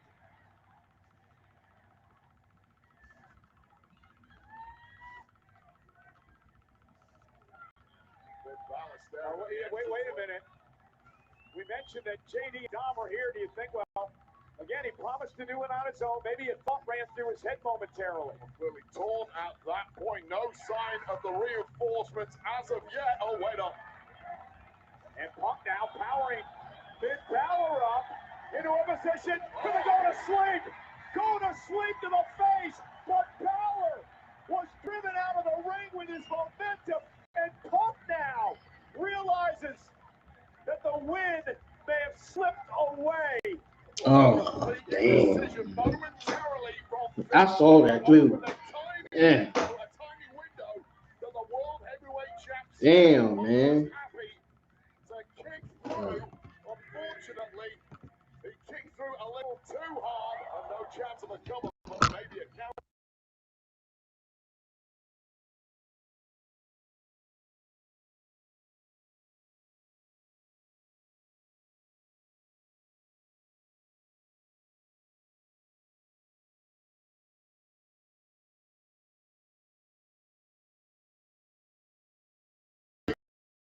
Of course he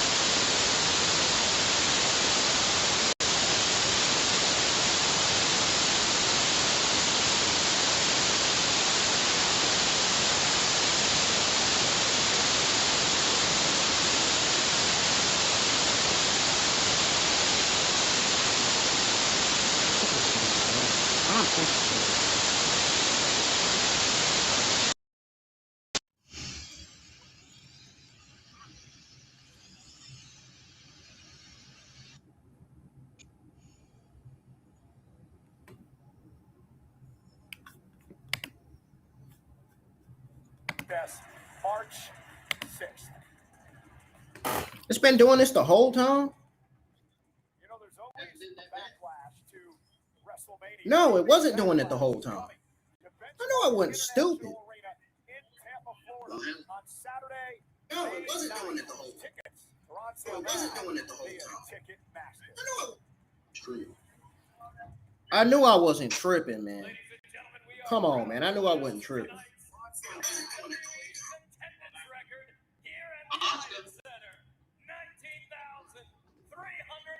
I was making sure. I was checking it, make sure everything works. Make sure the volume and everything works.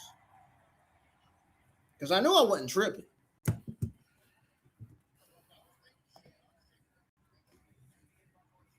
We good now. Everything fixed. Everybody can tune back in. I know the noise was annoying.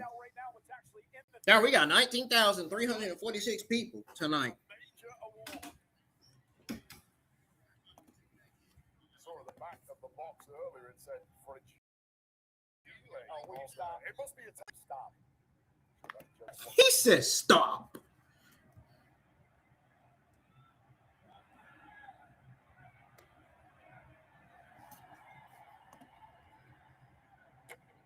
Who the heck is in that box? What the hell?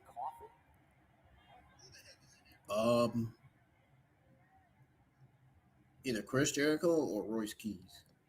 Who is it? Or maybe Seth.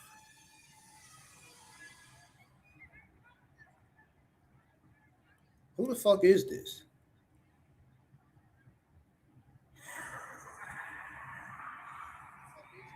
Okay, come out the box.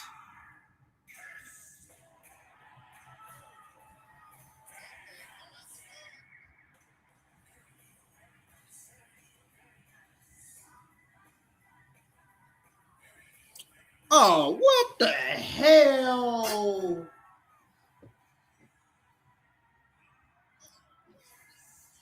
Oh, this was a fucking oh, come on, man. Danhausen from AEW? Oh, I know this was a letdown for the Chris Jericho and Powerhouse Hobb fans. Holy shit.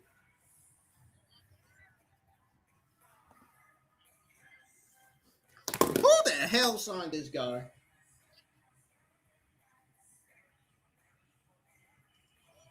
I'm about to get out my instant button noise because who the heck signed this guy?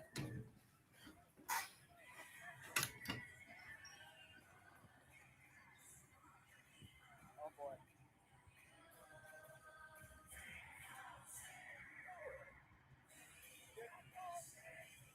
Dan, how's it just give me teeth? What fuck is this shit? Congratulations. Yeah, they either they messed up they ruined the premium live event with this one, or they did something right with it. They did something right or something. Either one of the two. I'll tell you what I'm thinking. I'll tell you what I think at the end of the stream. When I come back, stepping away from break to go over my overall thoughts, results, grade, and the ups and downs. And yeah, the ups and downs on Elimination Chamber preview live event. What the hell? And what WWE needs to improve going forward. Danhausen is a little off kilter, but these teeth aren't even clean. They've got bits of parsley in them. Are they, you think they're real? Well, gotta somehow need to recover from that because coming up next, main event, who's going to go to WrestleMania to face Drew McIntyre for the WWE Champion? I'll be right back, y'all.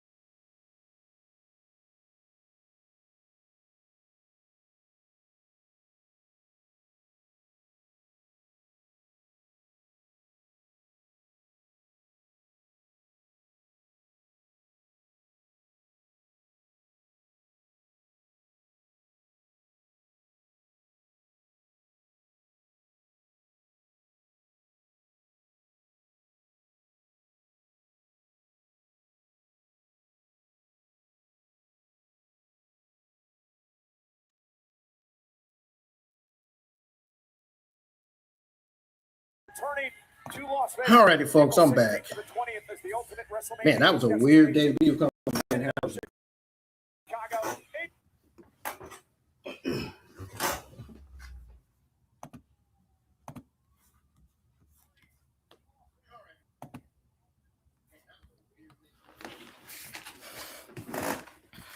That was strange.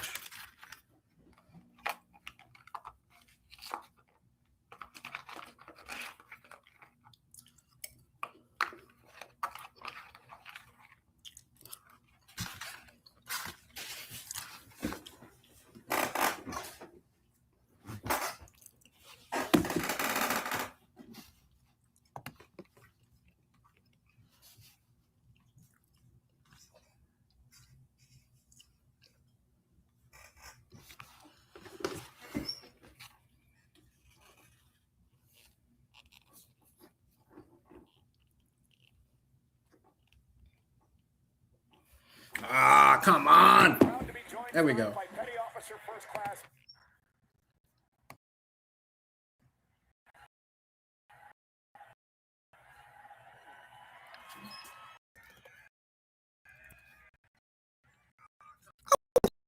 Thing with it.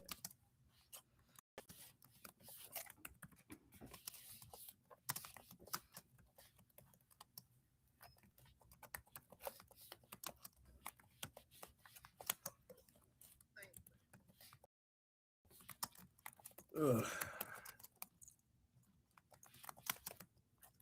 Woo! Man, it's getting hot here.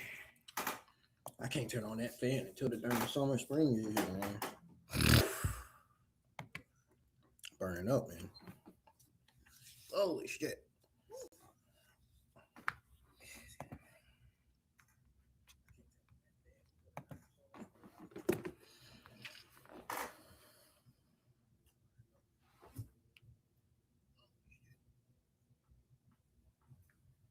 It's burning up in here.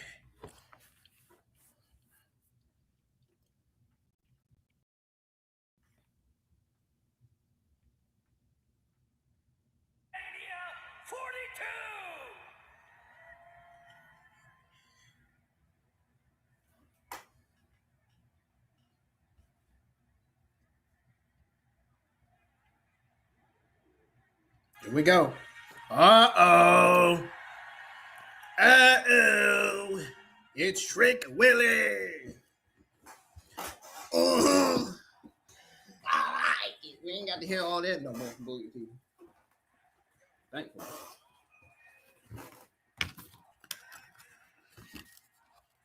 Oh, yeah, man. Oh, yeah, man. Oh, yeah, man. I get tired of it. Every time Trick Williams come out, the Boogie T does that annoying shit. I can't stand that.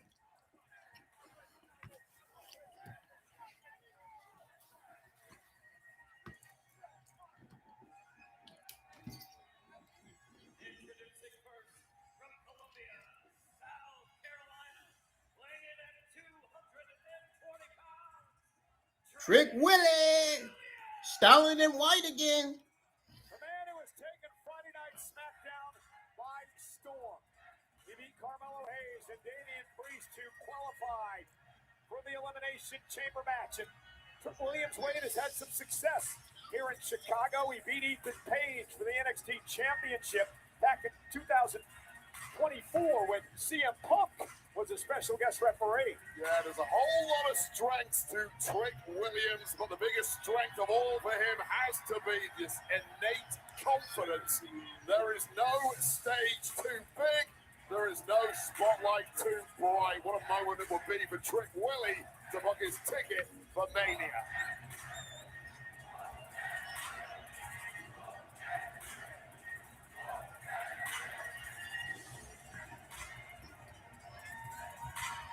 Whoop that Trick! Whoop that Trick!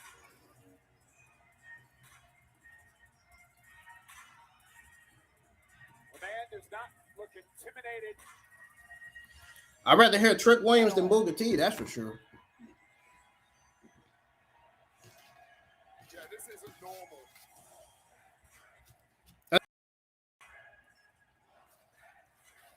Playing the surrounding this young man.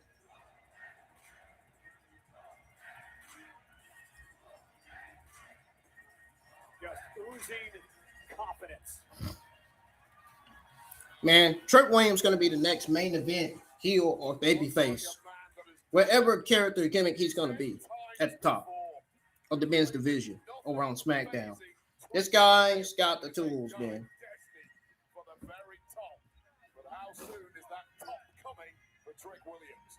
He will be locked inside a pod. I can honestly say he deserves to stay on the main roster. They better not send him back to NXT. They better keep him on that main roster. First time ever. Testing out. What's up? What's going on, Bucky? Uh-oh.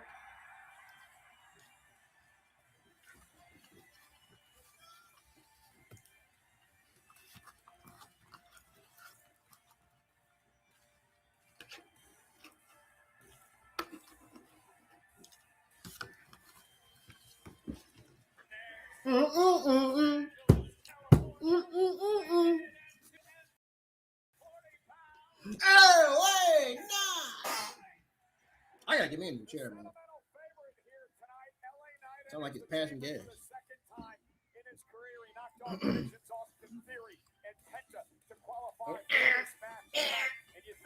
The quack noise. What an energy battle that is between these two from this crowd. The roof lit off when Trick Willie entered. And it might have now gone off to orbit because the megastar is here in Chicago and he's looking to take it all. Knife will be locked. LA Knight, hell yeah. Let's start this match. Yeah, and these are the Can I get a hell yeah? to be a part of these first four because you know from there you've at least got the jump on the two guys who are going to start this thing. Did you ever start the chamber match? Yes, I did. Guess what? I didn't win. I also was in a pod once, and I still didn't win. Story of your career.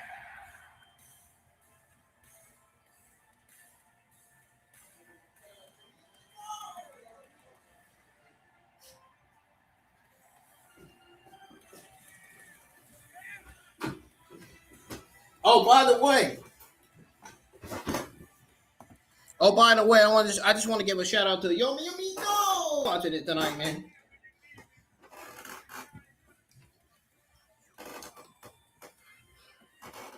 You know the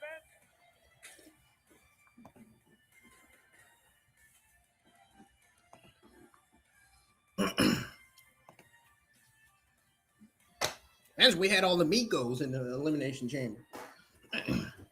All the Migos, Rey Mysterio, Dragon Lee, Laredo Kid, Ray Phoenix. Got all the luchadors up, all the young and old luchadors in the Elimination Chamber. One of those set on our table out. Still trying to figure that part out. Yeah, Santos Escobar. Accompanied by WWE Hall of Famer. You can add Damian Priest to it. Paul Heyman and Austin Theory from Dorado, Puerto Rico, by way of Cleveland, Ohio, weighing in at 220 pounds. I thought he said Puerto Rico. A lot to break down here. First off, last night on Friday Night SmackDown, Jey Uso, who was supposed I know to he be said in the spot of the chamber, Puerto Rico, Puerto Riqueño. not medically cleared to be a part of this tonight.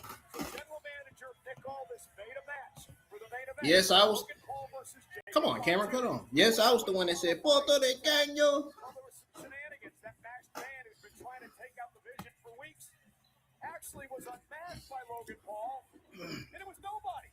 Yeah, and I'll say right now, there was He said it was nobody. an attack in the first place from the masked man, and I don't think that is a copycat. I've not heard anything official. We'll wait to see for sure. And then later on in the match, Drew McIntyre would once again. I thought he said Little McIntyre. I thought he said Little McIntyre. He said Drew McIntyre. That would have been funny if he said that, though. Drew McIntyre would have came from behind on Michael Cole's commentary and be like, "What you just called me, Michael Cole? You called me Little McIntyre." Little McIntyre, man. McIntyre, eh? Hey, man. You hear that? Little McIntyre, eh? Oh, snap.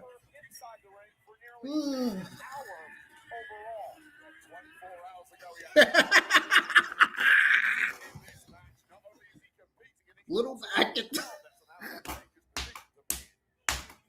Oh, my God. That has a little ring to it, but it sounds hilarious.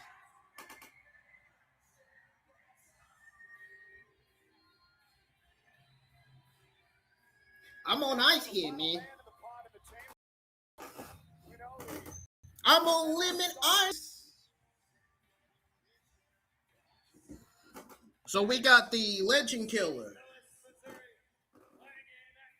Well, definitely not the Vampire, because that's exactly what they called Shayna Baszler during the COVID era. The COVID era, we had the pandemic.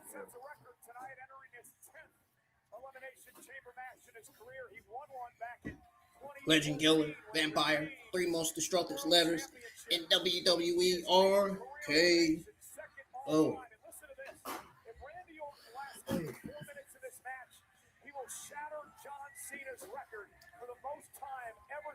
Tenth career Elimination Chamber match, most all time. Second 21st career. Randy Orton got one hell of a big resume, man.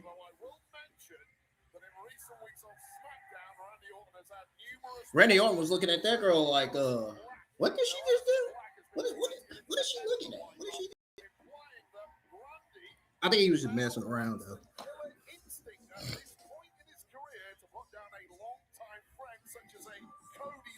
That's kind of odd that Randy Orton paused for a moment, though. He was just like, he's just looking at her just like that little girl at ringside.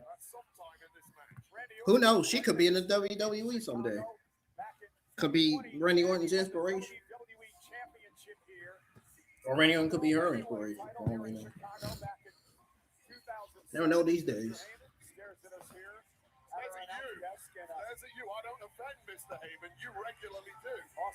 Oh, dang. He was trying to put the blame on Michael Cole. He can't even put the blame on his own self. Hey, tell me things that I will do.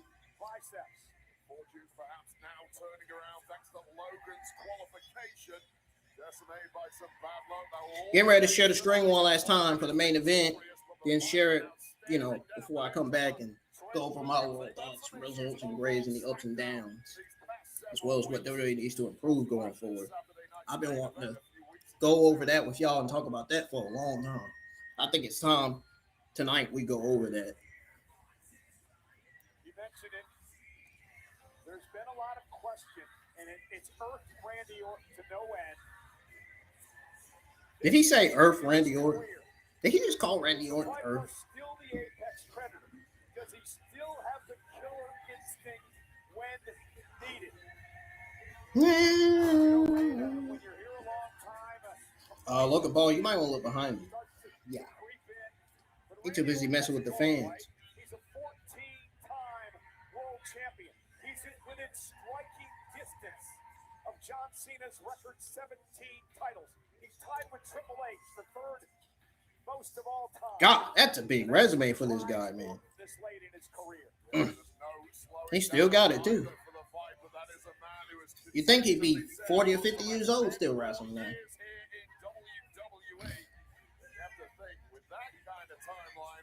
Orton absolutely has it in his power to be the #1 world championship winner in history.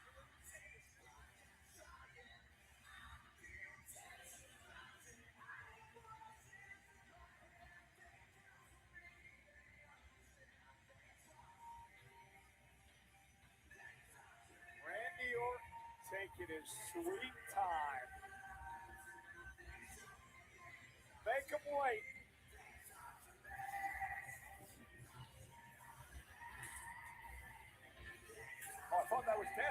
for a second. Man, come on. Why would you? These darn commentary, man. These bunch of comedians, man, I swear.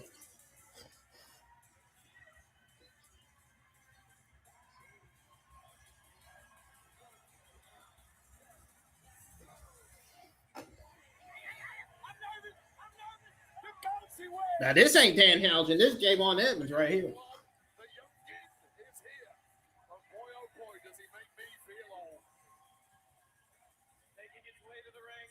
He makes you feel old. How? I wonder.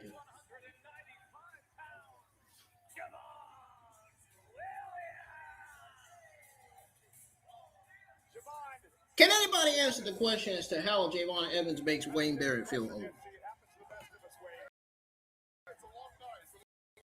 But nonetheless, this young man wasn't even born in 2002 when the Elimination Chamber. Hey, but that song hit though. It hit different. In 2004, he's 21 years old. I'm starting to hate Javon Evans with stats like that. I mean, how can one guy get all the way? How can you get to this level at the age of just 21 years? He's even a nice guy. He knocks the guy's hat off, goes back for it.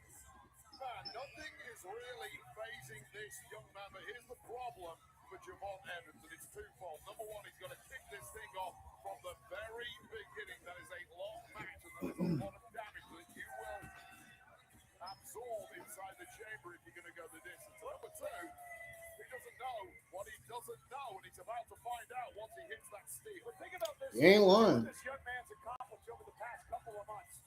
He was the Iron Man in his first ever Royal Rumble match when he lasted nearly. Yeah. And then, in order to qualify, he beat the Intercontinental Champion and AAA Mega Champion Dominic Mysterio. That train said, when I said that train was like, it sounded like the cow going slow motion.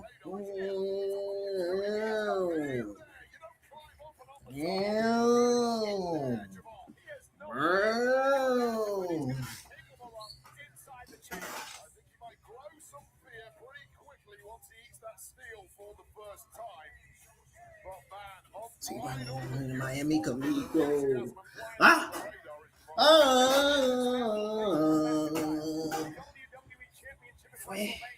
So, yeah. Will face Roman Reigns for the world title at WrestleMania. Roman Reigns actually tweeted this out just moments ago. He told CM Punk, enjoy this final month of relevancy. Roman Reigns watching tonight.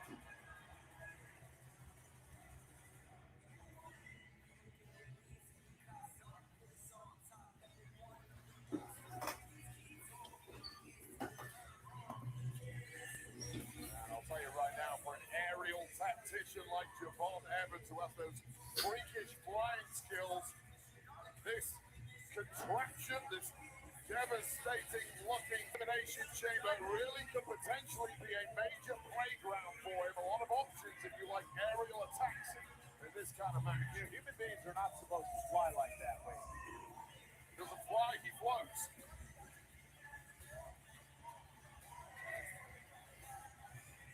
You dropped like a blimp.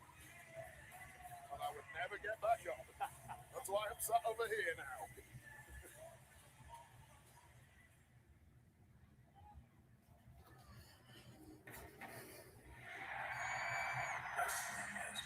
Oh, we about to see Cody Rhodes and Javon Evans go at it. Oh man, that's gonna be a banger.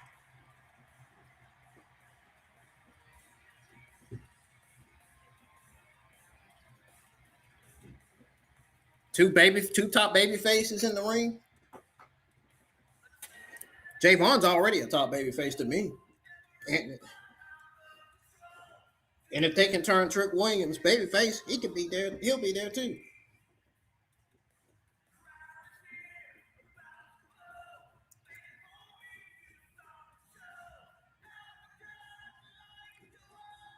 This ain't old yet. Whoa! JD be like, whoa!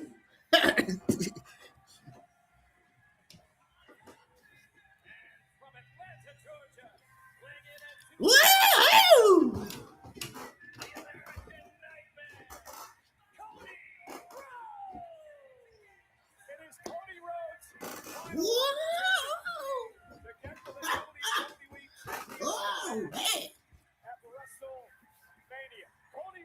How we feeling tonight, man? He hears it. He said some crowds are home crowds and others are away crowds. He wasn't sure when he would get into Chicago tonight. But he said, you can't worry about that. Oh, man. And that is eliminating 5 other men to get to WrestleMania.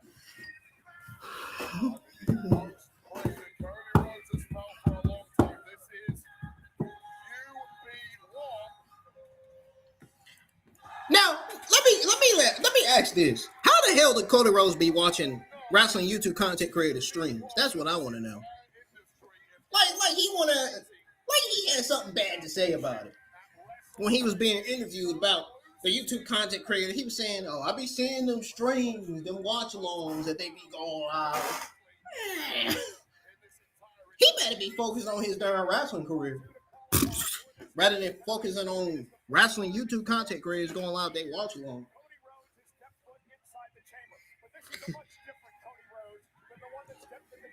Silly Cody, man. Silly Cody. That's a comedian right there, man. Silly Cody, bro. At his finest. As long as you don't have him win that championship back. I think people are getting tired of Cody being champion. It's safe to say. Who will survive? Who will face McIntyre at WrestleMania? So Cody and Javon start the match. Regularly About to be a banger between Cody and Javon Evans. I hope Justin comes back because he's about to miss it. eliminated via tap out or count out. I should say pinfall. You will head back to the locker room. There are no countouts. There are no disqualifications. The last man standing heads to Las Vegas. Here we go. I'm going to have to share the stream real quick. Hold on. As soon as I put out my thoughts on the Intercontinental Champion. I mean, why did I say Intercontinental? We already had the Intercontinental Women's Championship. Man. What am I thinking? Where's my head tonight?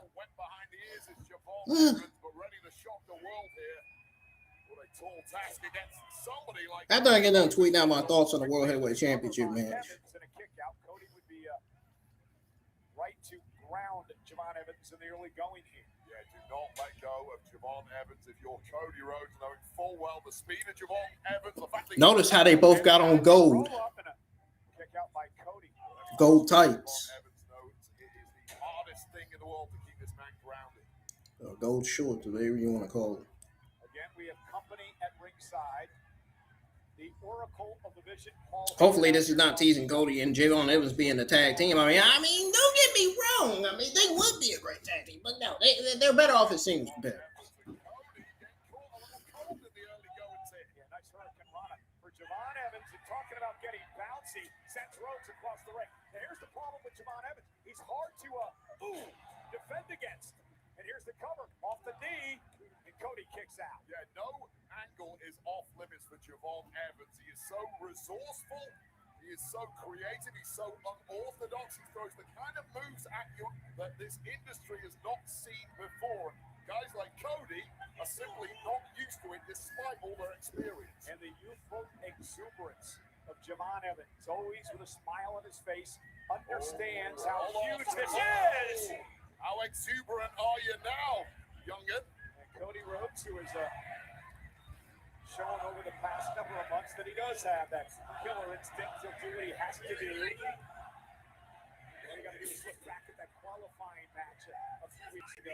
Cody did what he had to do to advance. Bob Evans, welcome to the real world of WWE at the very top level. It's as inhumane and barbaric as it gets. You want to make it to WrestleMania, you want to compete for the biggest prizes, this is what you have to deal with. And it only gets harsher from here. An emotional roller coaster during WrestleMania season, 49 nights away from the start in Las Vegas. And Cody now, with a collision, takes down Evans. Cover again by Rhodes. And Rhodes is, I would say, desperate tonight. And will that come out in the way that he works this match? I mean, it couldn't have started any worse for Cody Rhodes. The fact that he did not draw one of the pods and he didn't get to rest while the other guys beat themselves up. But that isn't going to daunt Cody. Cody's had to win things the hard way plenty of times before. He's a guy who always bets on himself, and he usually ends up with a winning hand.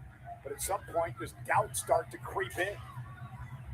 It is the early goings here. Ask me again. Somebody tweeted out and said the crowd is booing. Huh. No shit.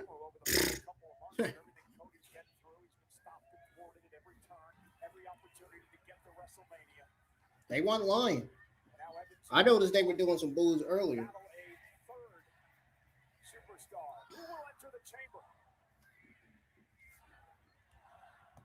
Who we got?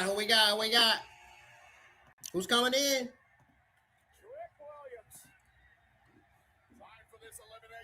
Whoop that trick. And now we got the rematch that the Javon and Williams fans wanted to see. We got the Trick and Javon rematch here. Trick Williams. Look at that cyclone boot. Javon Evans was able to evade.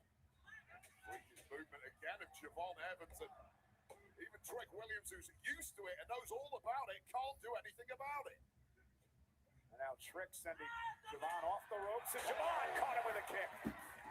Not sure he got all of it, but it was effective. Drop Trick Williams with something more devastating. Wait up. Oh, I went for the OG cutter, and he was intercepted. Well, that's a killer move for Javon Evans, but too fresh was Trick Willie, too powerful, managing to block. Oh, God. Oh, God. That chop just drops Evans.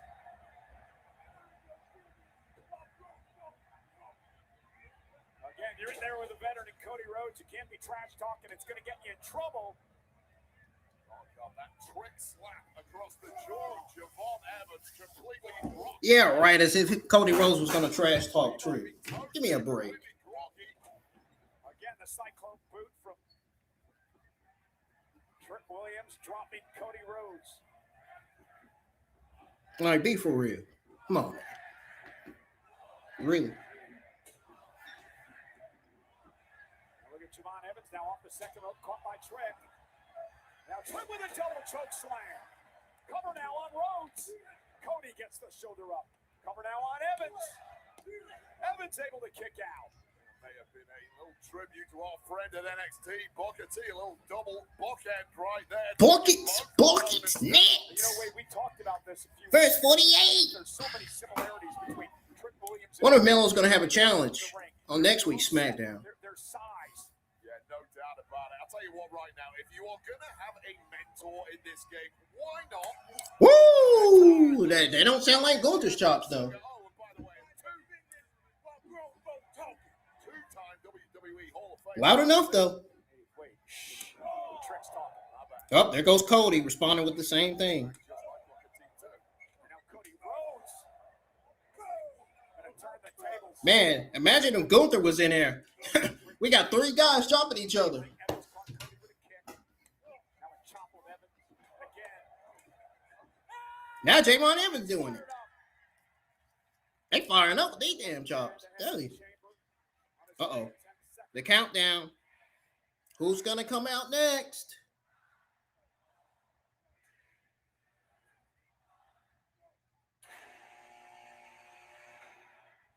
We got Logan Paul. Uh-oh. The Maverick. The Maverick has come in.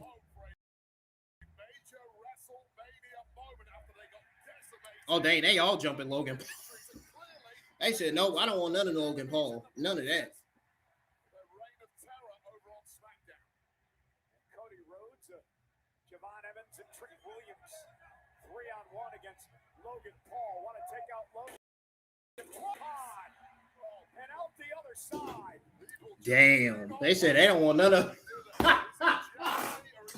Oh, shit, man. They said they don't want none of Logan Paul. They don't want none of him. He talks too much. That's probably why they took him out. Oh, snap. Not the way that Logan Paul wanted to start this night.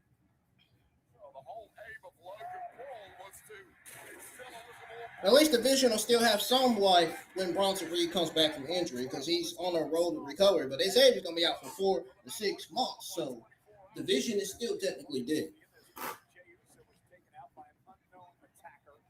Oh, and there's that tornado splash by Javon Evans. Wow. Cover now.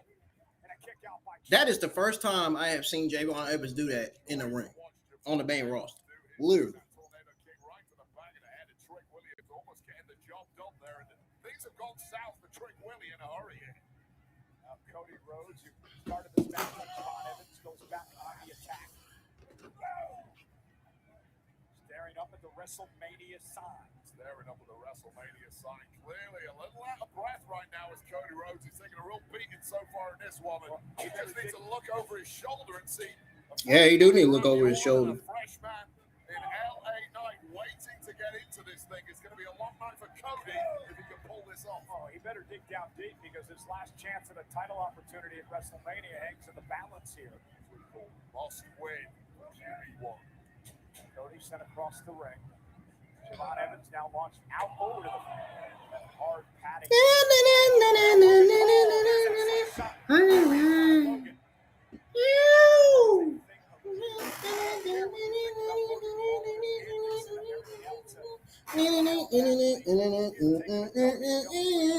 No one else in such a short amount of time. Does Paul Heyman make mistakes when he acquires a talent for his group, for the Vision? He has undoubtedly succeeded historically. Again with Logan Paul. As much as I don't want to admit it, I don't think Paul Heyman's ever made a mistake. Saw him walk out here with Brock Lesnar on Monday Night Raw, right? Brock issued an open challenge for WrestleMania. Oscar! May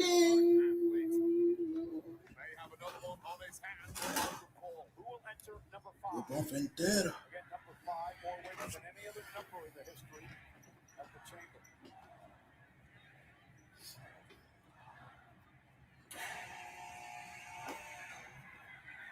LA Knight. Yeah. Yeah, I knew that was coming.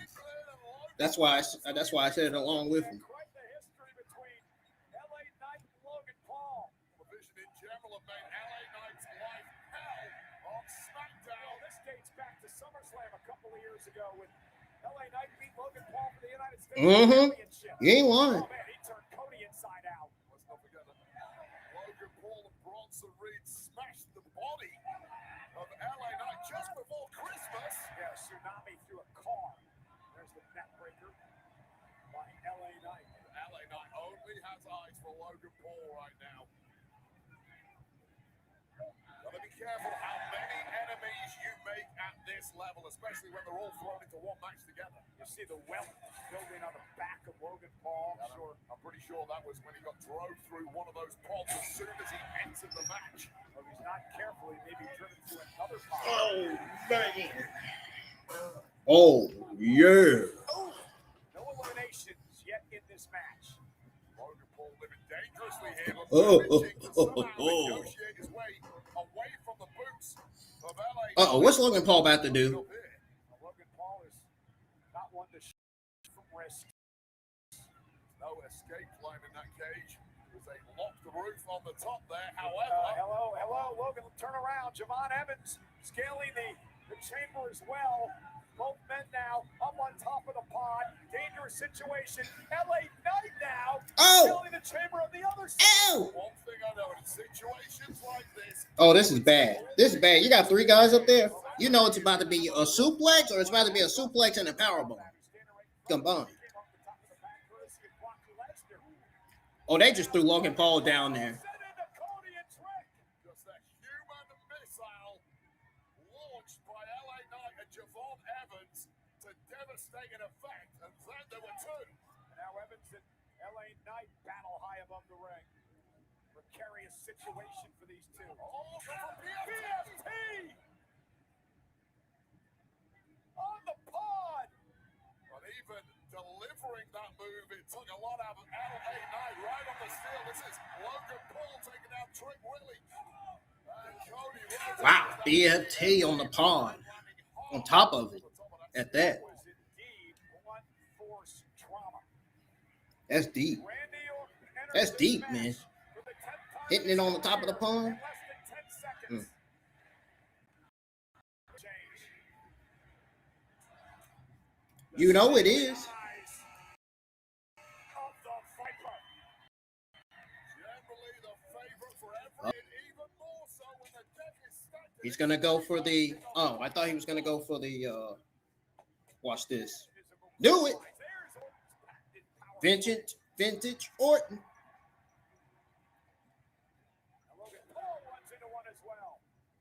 Just looking at his superlative best. Night just hasn't been going Logan's way, has it?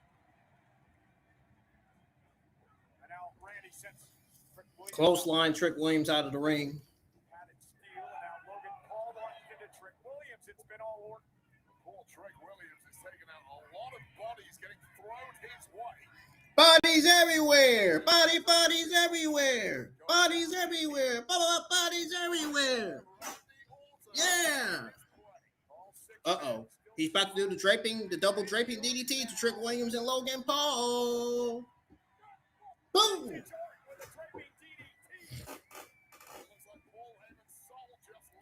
Get it now. Better not stall for time, Orton. I wouldn't be stalling for time if I was you. And I wouldn't be getting ahead of yourself either. Because you got some talent that's about to get back up.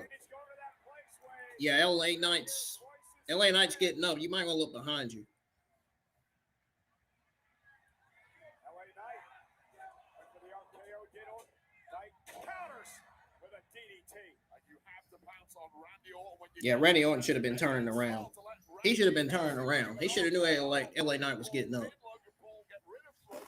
Here on the RKO, you knew LA Knight was going to dodge that. Bodies are everywhere. Yeah, you might want to look up at the top of the pod because Javon Evans is getting ready to do a frog splash or a suicide dive or something. He about to do something. And it definitely ain't no coast to coast. What the hell is Javon Evans going to do here? Frog splash for the pod. Told you. busted his own ribs in the process. Wait up. Logan Paul now. There it is. Pulverizer. Pulverizer. Logan eliminates Evans. Javon Evans has been eliminated.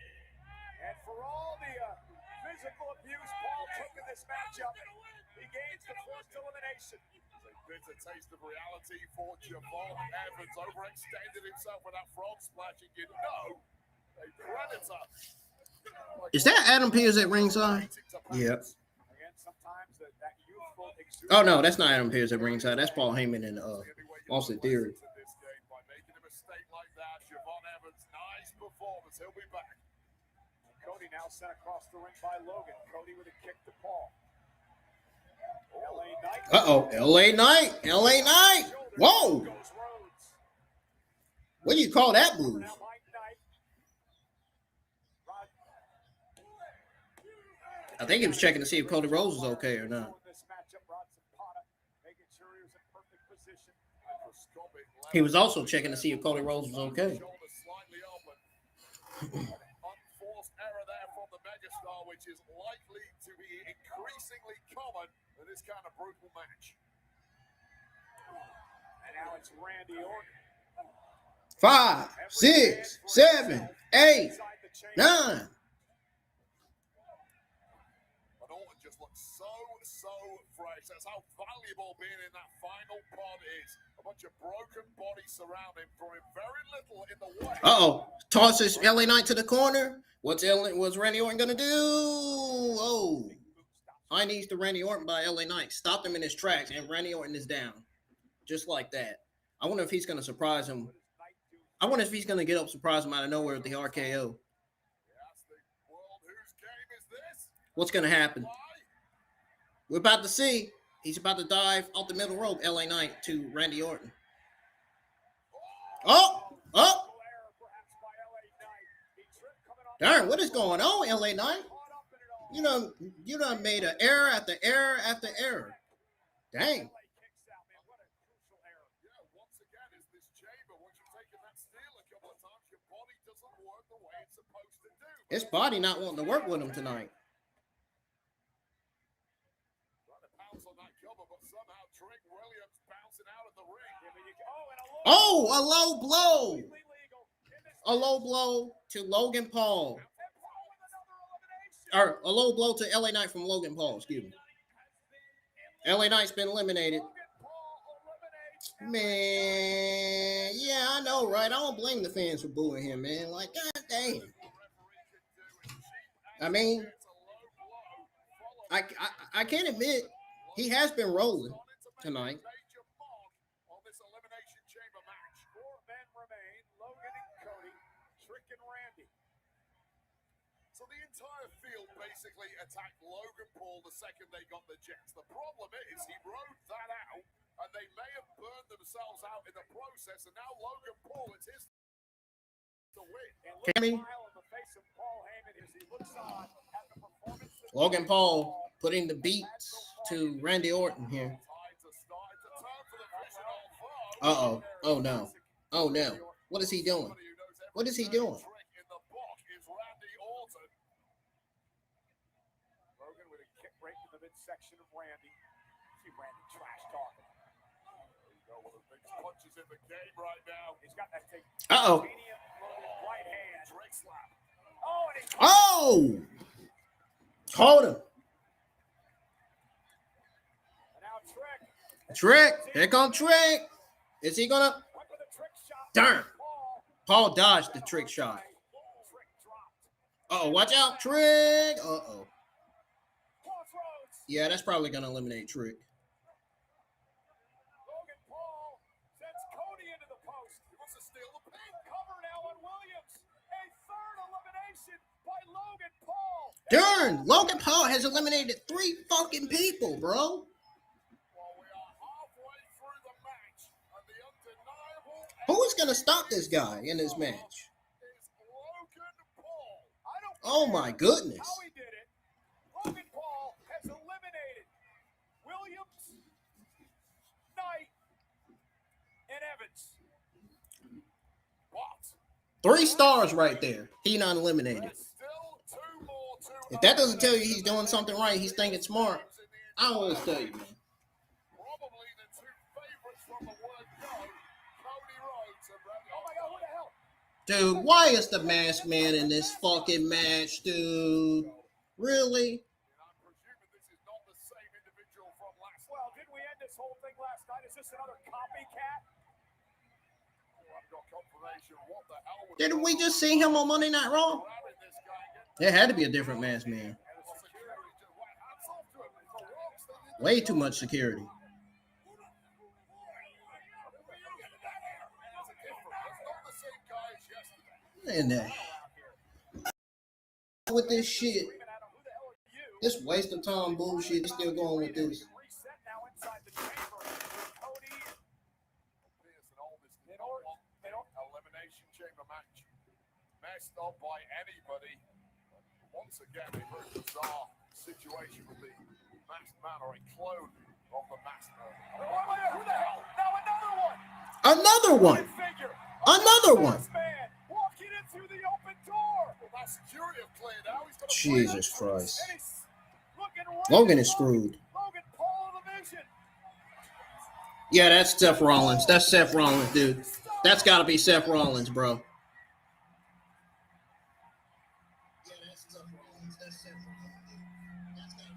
Cody into the cover.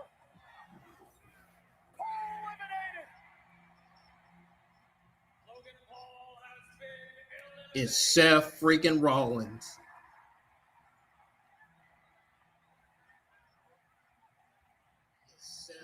Ah!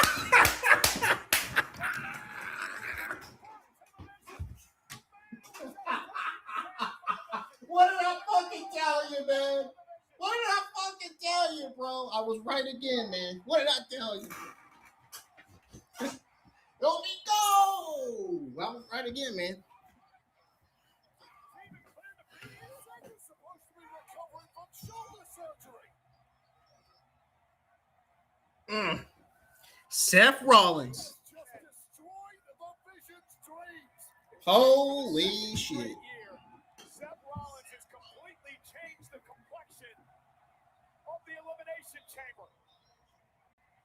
As they serenade Seth freaking Rollins. I got so many questions for the There's only one question left in this Elimination Chamber.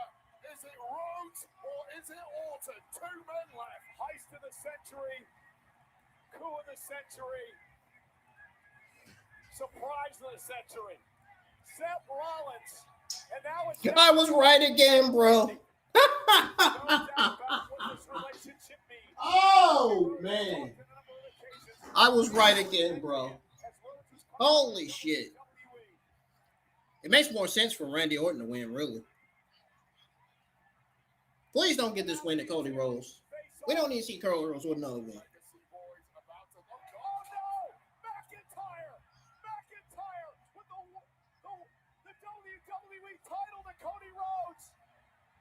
McIntyre's not supposed to be anywhere near here. Went for that Claymore. And now Cody Rhodes get him some on McIntyre. And a Glasgow kiss. This is absolute bedlam. This ain't place in the main event of WrestleMania. Hanging in the balance. Can we get some damn control? Well, Drew doesn't want anything to do with Cody Rhodes at WrestleMania. That's pretty clear. RKO! Cody! Crossroads!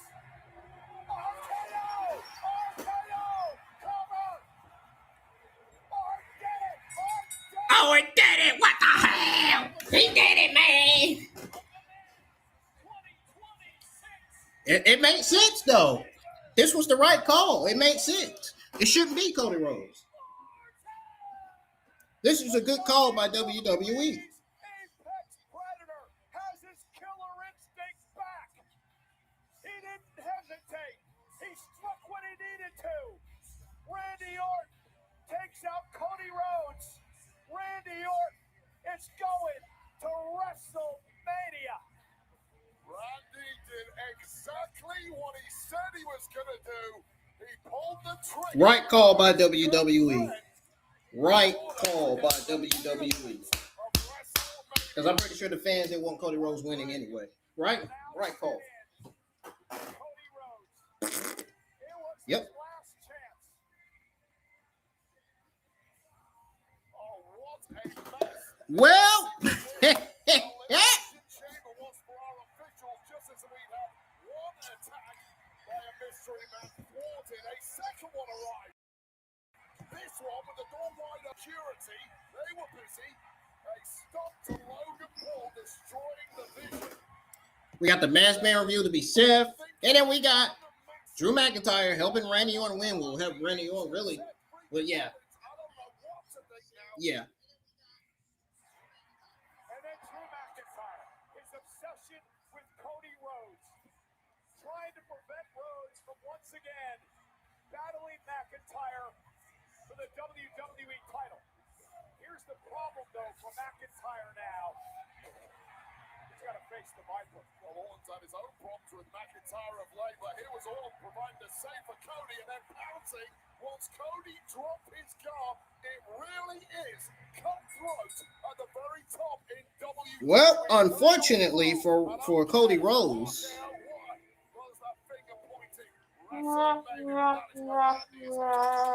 Damn.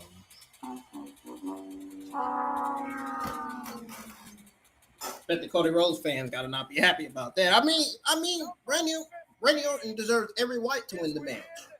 Like, the Cody Rhodes fans are just gonna have to get used to complaining about Cody Rhodes losing. At WrestleMania, in 7 weeks, 49 nights, Randy Orton battles Drew McIntyre for the WWE Championship.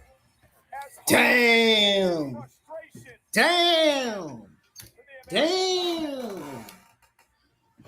Damn. Damn. Damn.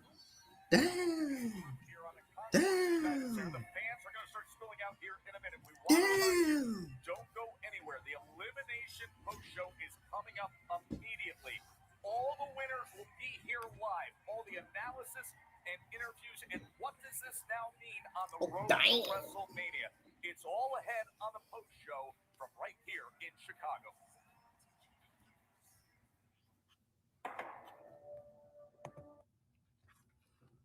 I wonder if the countdown is tonight. I want to stay for the countdown. Let's see, what battery is this on? 28%. Let me see. Let me see if WWE's having a countdown tonight. Because if they are, we're gonna stay for the countdown, and then I'm gonna step away. We'll go over my overall thoughts, results, grade, and the ups and downs, as well as what WWE needs to improve going forward with their shows and stuff. Did my tablet just go off on me? Oh, I thought it did.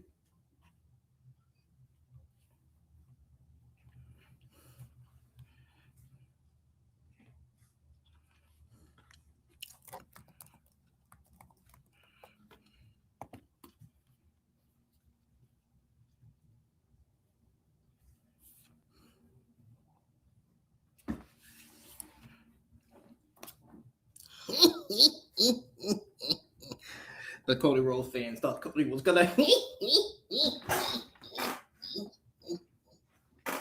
He thought he was gonna win.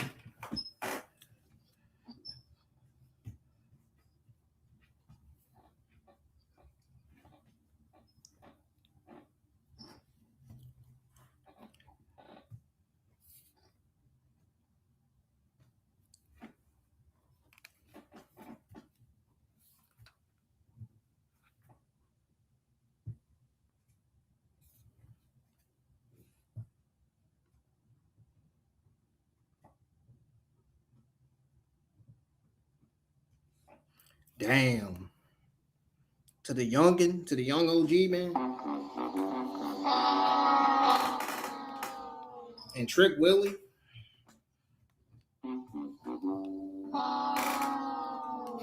If WWE knew that Trick was going to lose, he should have never been in the Elimination Chamber to begin with. That's the way I see it.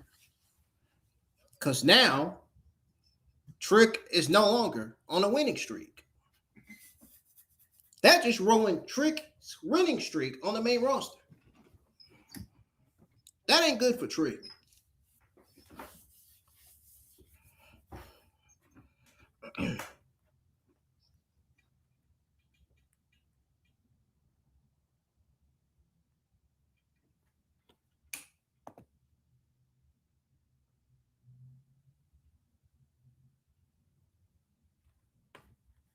Yeah, that really ruined Trick Williams' winning streak. Yikes.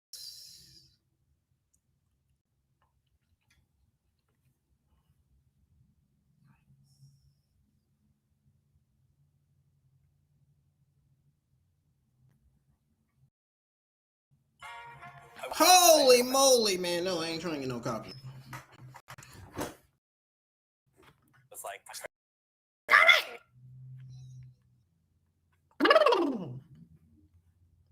They go. The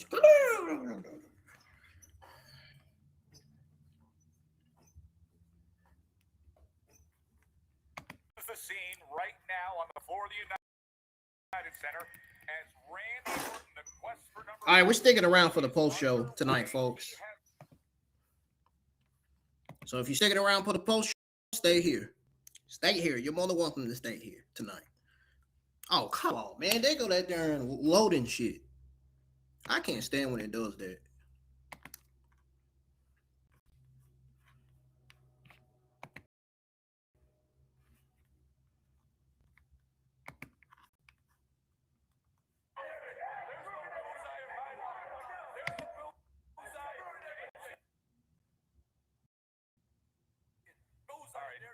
That is the undisputed champion, Drew McIntyre, who obviously played a major role in what happened there in Elimination Chamber, the men's Elimination Chamber. This has been going on for weeks with Drew McIntyre, and General Manager Nick Aldis has seen enough. Things nearly boiling over there, Biggie.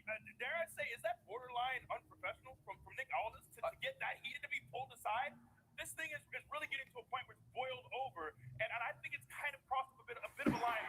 So Drew went a bit too far, and here would argue, here's why Nick Aldis is rushing entire, injecting himself madly to check everything about WrestleMania. It does, it's the Elimination Chamber. There's no need. We've seen this before. This is the go on for weeks, including in tail on Cody Rhodes.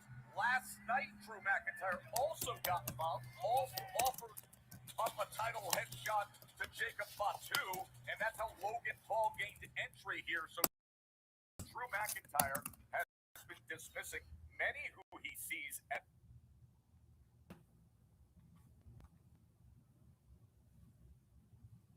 Yeah, it's doing that skipping stuff. as a threat to his reign as champion, Peter. Yeah, well, listen, Drew McIntyre is not going to leave anything to chance. He has had enough of Cody Rhodes. I don't think he had any interest in dealing with Cody Rhodes at WrestleMania. Now, why you'd want to deal with Randy Orton based on how he looked tonight. E and I were watching. The second Randy came out, I said, oh, that's WrestleMania Randy right there. This is it, guys. That's WrestleMania Randy right there, man. Of course it is. One of the big headlines we've been talking about. Come on, man. Stop freezing. Stop skipping, man. All week is this being the last chance for Cody Rhodes to earn a WrestleMania championship match. He didn't get it. I think that's why so many people favored Cody to walk out this match as you know, going into WrestleMania from Elimination Chamber, winning the. Come on, man. Stop doing that.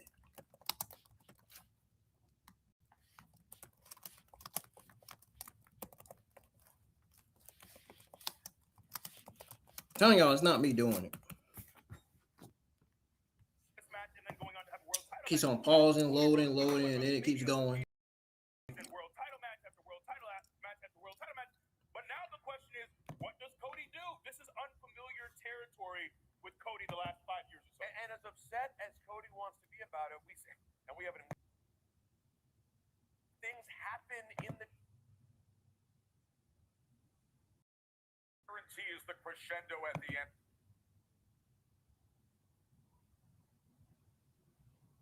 Let's get to it. The masked man, Seth Rollins, is back. Seth Rollins came in with a stomp. Logan Paul. Nick Aldis, general manager. Nick, let's get him a microphone. Nick, what? Sorry to interrupt. All right, I'm just going to make this quick. Drew McIntyre, I've told you time and time again to stay out of this and let this happen one way so that one day you could earn the shot to face you at WrestleMania, but you couldn't do that, could you? Like a little boy, you can't stand when the attention isn't all on you. Well, it's all on you now, Drew. And now I need your attention to be on me. Because, Drew, you seem to be so hell-bent on preventing Cody Rhodes to get another shot at you. Well, guess what? This Friday night on SmackDown, it is Drew McIntyre versus Cody Rhodes for the WWE Championship. Wow. And that's all I have to say about it. You just heard it. General Manager Nick Aldis absolutely enraged as the confrontation with Drew McIntyre. No, please, of course, please.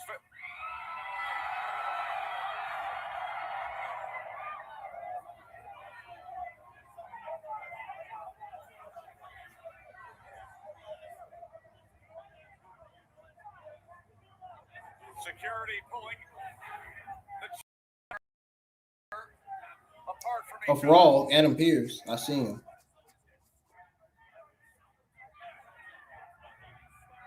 This is nearly boiling over.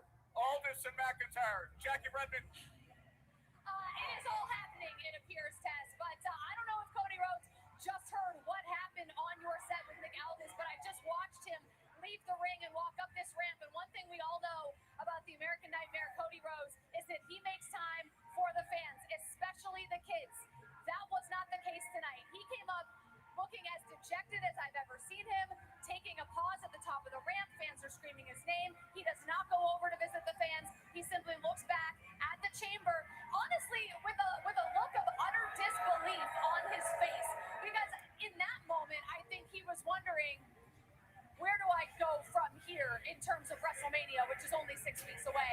So I'm sure he will catch up on the news that just broke on your set, but that was as dejected as I've ever seen Cody Rhodes. Yeah, and listen, we now know where he's going. He is going to Friday Night SmackDown to fight immediately, as was ordered by Nick Aldis, for the Undisputed Championship that he had up until January 9th. So here's the big news that just happened. Because of what took place with Drew McIntyre at the end of Elimination Chamber, an enraged general manager, Nick Aldis, comes here to the post show and declares that on Friday night SmackDown, it will be Drew McIntyre against Cody Rhodes for the Undisputed Championship, Peter. The goal of Drew McIntyre getting involved tonight was to avoid a title defense against Cody Rhodes. Avoid a title defense. Yeah, Because now you have a match on yeah, sure thing. and this is the reason why, as he put himself into the chamber match, and then door to clean it up, the cross, and then the RKO, and Randy Orton with that becomes the Elimination Chamber winner and punches his ticket for a championship match at WrestleMania. Now, Big E, we just mentioned it, a championship match that we assume to be Drew McIntyre. Hold on a second. We got a big one on SmackDown in Portland, Oregon next week. It could be Cody Rhodes. I expected when we were done tonight with the Elimination Chamber, when the match was over, we would have everything figured out. We'd have all the puzzle pieces in place. The reason we have a seat here is because we're going to have live guests. The winners of all the action you saw here at Elimination Chamber will be joining us. We will also hear from Paul Triple H Levesque. But what an incredible evening it was from start to finish. Wrapping up with Randy Orton winning the men's chamber, of course. Rhea Come on, man, stop doing that shit.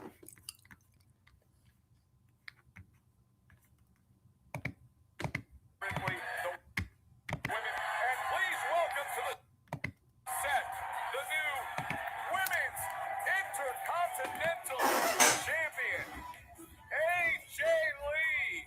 Congratulations. Take a seat, AJ. That had to feel great. After all the years, gold back in your hand. How does it feel? Amazing. It feels right to have done this in Chicago. Oh, yeah.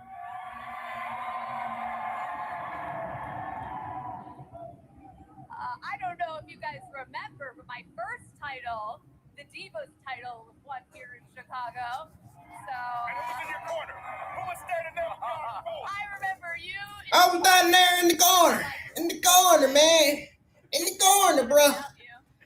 Victory against Becky Lynch. Obviously, this had been a heated rivalry going back to what happened this fall, and now for the first time, singles action. You first won the title here, you come back and you win it.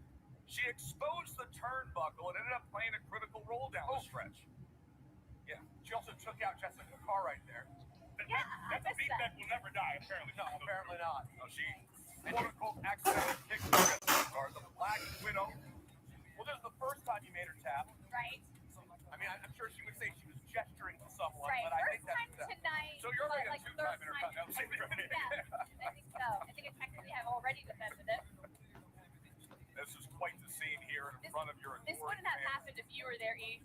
I said that to him. I said, where are That's my you, bad. B? I let you down. Kicking out of the manhandle slam, AJ? I feel like I blacked out. A lot of this was just pure adrenaline. The moment she runs into the exposed turnbuckle, and then there it is again. How did this moment feel? So good, surreal. I felt like it took forever to get her to actually tap. It was the longest moment of my life, was waiting to see if she would give up, and she did. And it's surreal to 11 years later be a champion again. So you say it's surreal. In that long period, you became a bestseller, right? You met with so many fans. How realistic was it in your mind that a moment like this could actually happen? It was not in the cards at all. Even coming back, I just wanted to come back and like beat Becky's faces once or twice, and I did that and was very happy and content with that. And so for the title opportunity to come up, that is just, I mean, it's sprinkles on top of the sundae. I'm gonna really enjoy every second of this. Even just 1 year ago, did you ever envision being here? You know, winning a championship? it's very kind to see the new WWE Intercontinental Women's Champion, AJ Lee. Things happen in Chicago.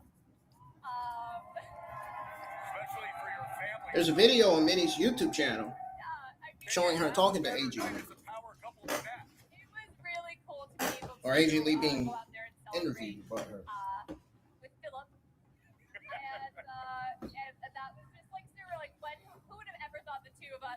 holding titles in that ring ever again. Never say never. I used to always say never, but don't hold your breath. But now you can breathe. It happened. And also, and I'm not trying to like induce tears, but I was affected by it.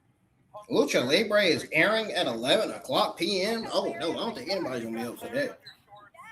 What does it mean after the amazing life that you guys gave Larry to get to celebrate him like this is pretty awesome. As a dog dad, I just... Sure, they might as well air that junk next week. They might as well air 2 episodes of Lucha Libre next Saturday night. I appreciate you guys bringing signs up for him all the time, and I will never forget him. I'll never love again the same way. But thank you guys for so much for loving him. And just the beginning of a great celebration tonight. Phillip will be in this seat a little bit later. Only I can call him Phillip. The World Heavyweight Championship. AJ, congratulations on everything. No hands, no shaking hands, AJ Lee. No hands, AJ Lee. Y'all can't shake her hand, man. She got a man. You can't shake her hand. No, don't do it. Don't do it. Don't do it. Don't do it. Good. Don't do it. And she's not doing it. Good. I love no hands, AJ Lee. Not shaking the fans' hands. That's heelish. That's a heelish move there.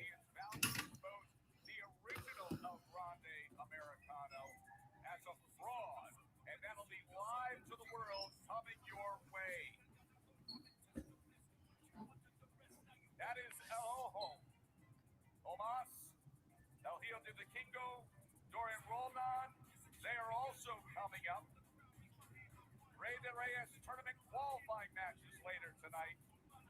The winner gets a AAA Mega Championship opportunity. What a great reception. Well, and you know what I thought was so cool? The Intercontinental Championship, which in like among wrestling fans is always called like the workman's title, right? The people who really grind.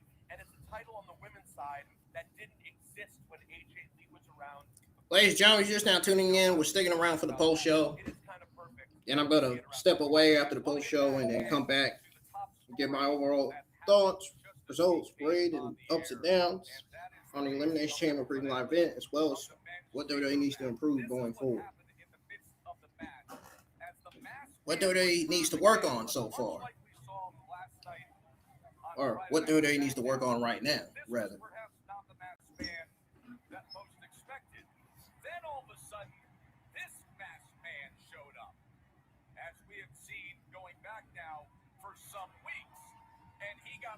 To business against the Vision's Logan Paul.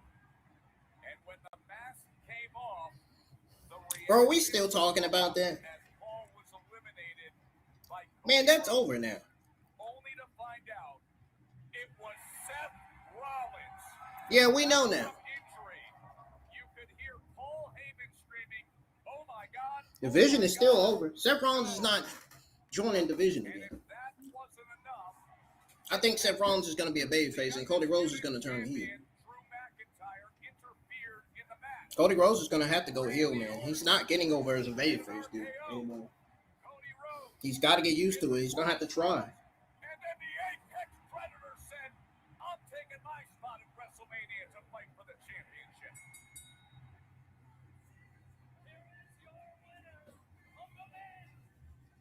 Now, as for the other side of the equation, the women in the Elimination Chamber, back and forth they would go. A very good start. How about this moment from Raquel Rodriguez? Right through the pod. In the end, Raquel Rodriguez. I was going for Raquel, too. Dang.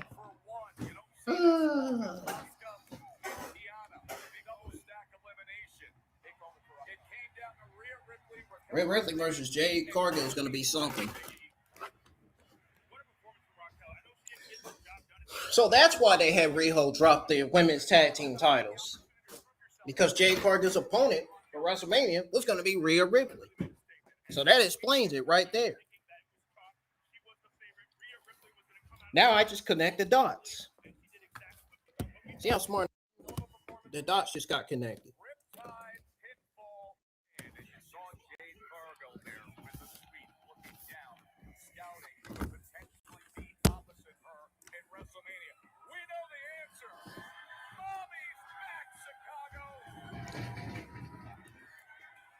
Tell me you got a shirt on. Okay, good. You got something on. Thankful. Rhea Ripley, your winner. It looked like she didn't for a second. Elimination Chamber. What a performance, huh? How about that? Take a seat and join us.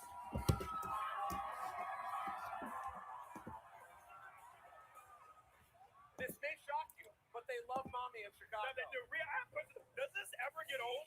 It's Rhea Ripley, folks. Wild. This can never get old. Make sure you hit the thumbs up, man. Let's get some likes on the stream. You guys have an opportunity to hit the thumbs up, man, before I get on out of here tonight. They love you. This is what they wanted tonight.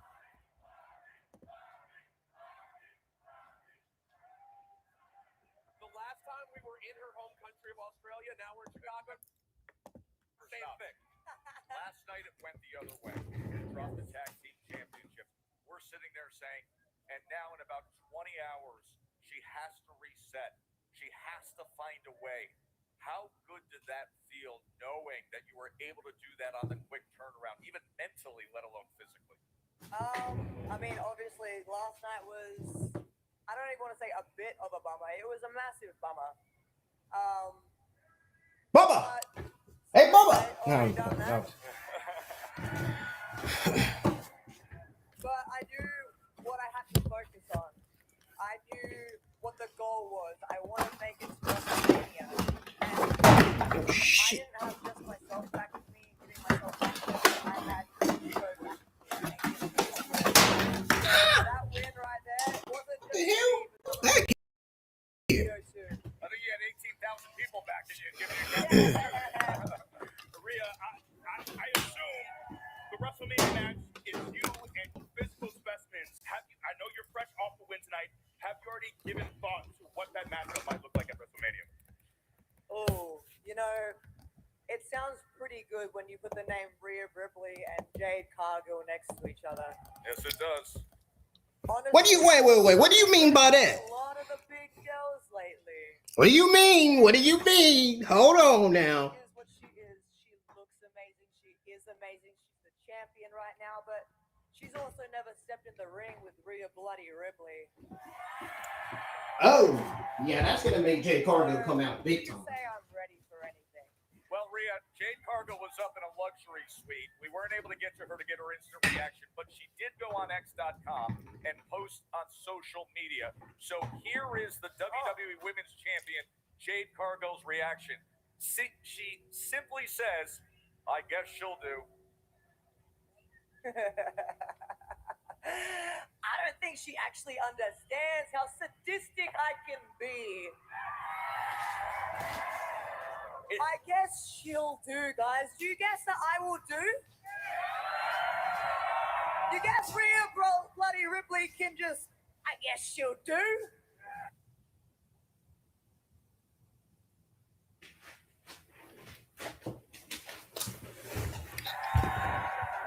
Come on, Jade, you're gonna need to come up with some better wording than that, my dude, because Rhea Bloody Ripley is gonna kick your ass.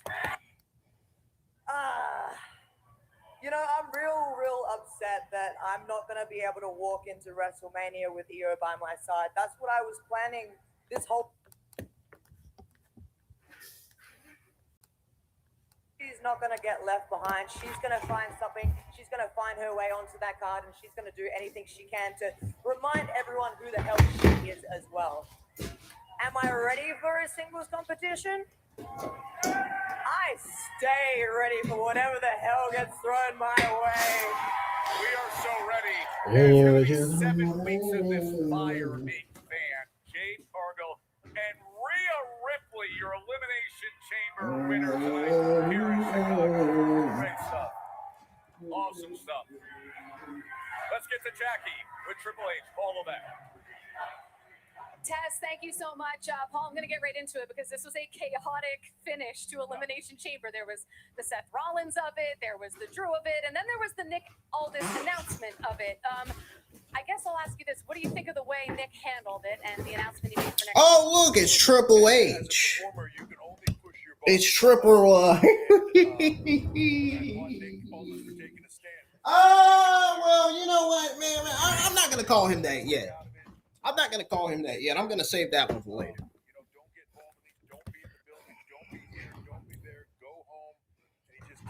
pushing and pushing and pushing. Thing with that is, once you push, you got to get ready to be pushed back. He just got pushed back. Nick Aldis tired of it. Nick Aldis makes the match for this Friday night. Drew McIntyre, Cody Rhodes now side looking in of WrestleMania, which is an unfamiliar place for up there. He's going to be driven, but also Drew McIntyre. This is going to be interesting. I don't think anybody called Randy Orton coming out of that chamber, though Randy can do anything. I think everybody thought it was going to be Cody Rhodes. So this is a hell of a swerve on the way to WrestleMania. Yeah, I think Cody thought it was going to be Cody Rhodes too. I said this earlier on the show. I don't think I've ever seen him as dejected as he was leaving that chamber tonight. I'm sure he'll be happy if he hasn't already heard the news from Nick Aldis. Sometimes as a performer, you just know this is your moment, this is your time. And when it's taken away like that, it's devastating. Champions are the ones that can overcome that. We'll see what Cody Rhodes can do. All right, well, WrestleMania is certainly shaping up after tonight. I have to ask you about Rhea Ripley booking her ticket. She's never missed a WrestleMania since she debuted on the main roster, and now she'll face Jade Cargill of all people. That is a heavyweight matchup. Yeah, Rhea Ripley has been a mainstay at the top of WrestleMania.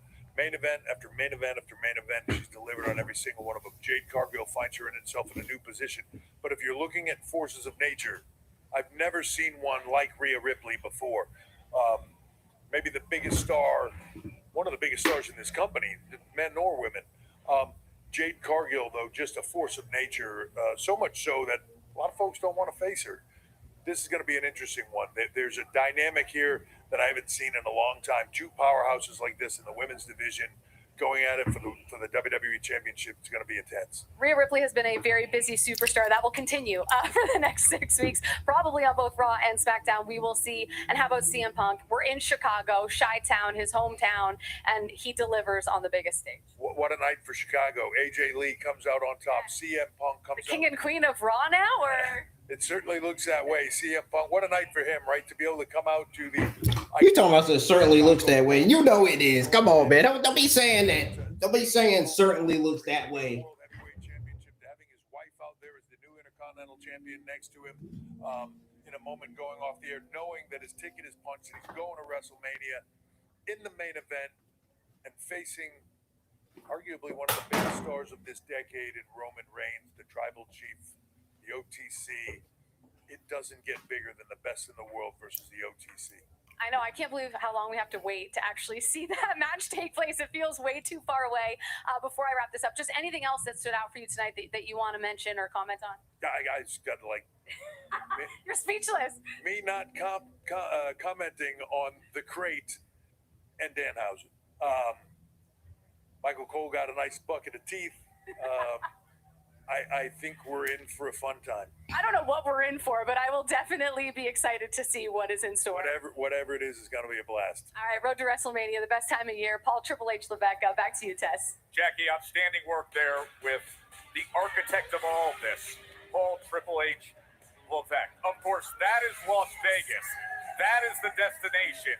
And now the WrestleMania card takes shape, because CM Punk was able to defend tonight against Finn Bálor, so you get one of the most anticipated main events in history. That is not an overstatement, in history, of Punk against Reigns. We now know that Liv Morgan has chosen. The Royal Rumble winner is going up against Stephanie McCare for the Women's World Championship. As we advance things with what we learned here in Chicago, Rhea Ripley was victorious. So it's Rhea Ripley against Jade Cargill for the WWE Women's Championship. And then comes what happened in men's. Randy Orton was the winner. Randy Orton hitting the RKO on Cody Rhodes. Drew McIntyre is the champion, the undisputed WWE champion. But it's what happened after we went off the air that's one of the biggest headlines of all, because things boiled over with General Manager Nick Aldis and Drew McIntyre. He feels he has gone too far, time and again interfering with action, time and again getting in the way and not following the orders of Nick Aldis. So what does the general manager do? He immediately orders that Drew McIntyre will put the the Undisputed Championship on the line this coming Friday on SmackDown in Portland, Oregon against Cody Rhodes. Let's get back to the main event. Let's get back to Elimination Chamber and everything that transpired and your takeaway. Look, there's so many questions going into this. One, does Seth have shooters? Does he just have a random bunch of guys in black out there ready to seize upon his enemies at any moment? I don't know. But look, so many of us were not expecting Seth Rollins to return at this moment. But I love that last year he's the catalyst at the Elimination Chamber with that stomp. And once again, he is the catalyst at the end of the Elimination Chamber with another stomp, changing the landscape of WrestleMania. The straw that stirs the drink is Seth Rollins in WWE. He did it again, and you pointed this out, E. We saw a lot of people in masks showing up in hoodies. For some reason, Tess, when you saw that man standing there, you knew. I know that body. You knew that body. He moved a little different, didn't he? He moved a little different. That he did. But it's great to see him back in the mix. And you know, another question I have is, if the vision is fully intact, does he do this? Now that Braun is not here, Bronson isn't here, like, this is the time now. This is the time to strike. And I think, you know, we always talk about him as the architect of the Shield, as someone who always is the master puppeteer. He made the right choice. But don't forget, guys, at that moment, Logan Paul was Bro, going on a why the fuck would they generational sign run Danhausen in of all the people? chamber match. I really don't Paul get was that. 3 eliminations consecutively, and Seth Rollins Set all that down. Vision's plans.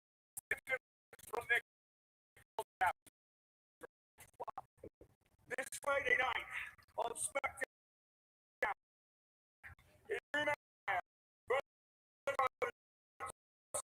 Wow. And that's all about it. You just heard it.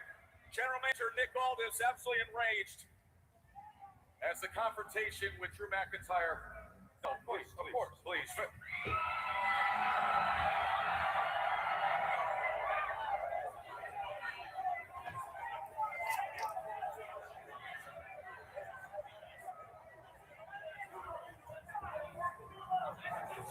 Thankfully, security was right on top of things. They were just behind us. They pulled them apart before. Did you see how shook I was, though? He was. It's like, when your head went broke, I didn't know. I just felt feet running everywhere. Security. That was crazy. Chaos. So the bottom line is that this Friday, Cody Rhodes gets another chance. Cody Rhodes is going to fight for the championship right away. He was hoping to get to WrestleMania to get hands on Drew McIntyre and potentially get that undisputed title back. He could do it Friday in Oregon as ordered by Nick Aldis. That is going to be a spectacular edition of Friday Night SmackDown. Now, as for tonight here in Chicago, there are pops, and then there are the kind of pops that CM Punk gets when he goes out there. This was the World Heavyweight Championship against Finn Bálor. You know what I loved was there's no Judgment Day. There was no shenanigans. There was none of that. We just got a great wrestling match between 2 future Hall of Famers, 2 legends, and they brought it. It was gritty. It was aggressive. It was everything that I hope this match. Hey, what is CM Punk famous for saying when he comes out on the ramp? It's clobbering time. And that is what we got, a straight-up, old-fashioned Chicago clobbering. What a great match. There is nobody who represents a city with more pride in all of sports than that man does in his attachment to Chicago. So let's bring out the defending World Heavyweight Champion. Hey, Chicago, it's CM Punk.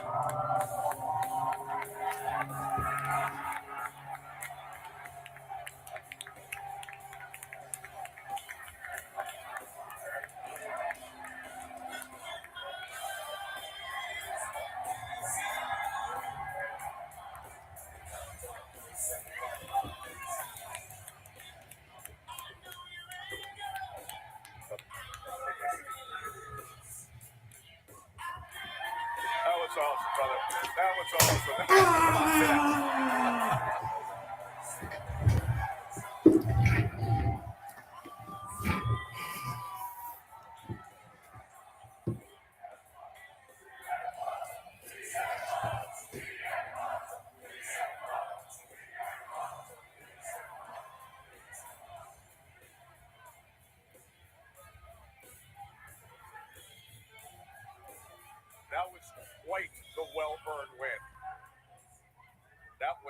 a well-earned win. You can see it on your face. As that footprint on your face. How was that up kick? That's how Which one? Right.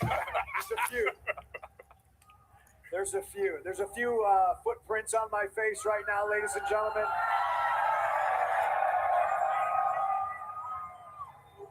I gotta tell you, you all make it so worth it.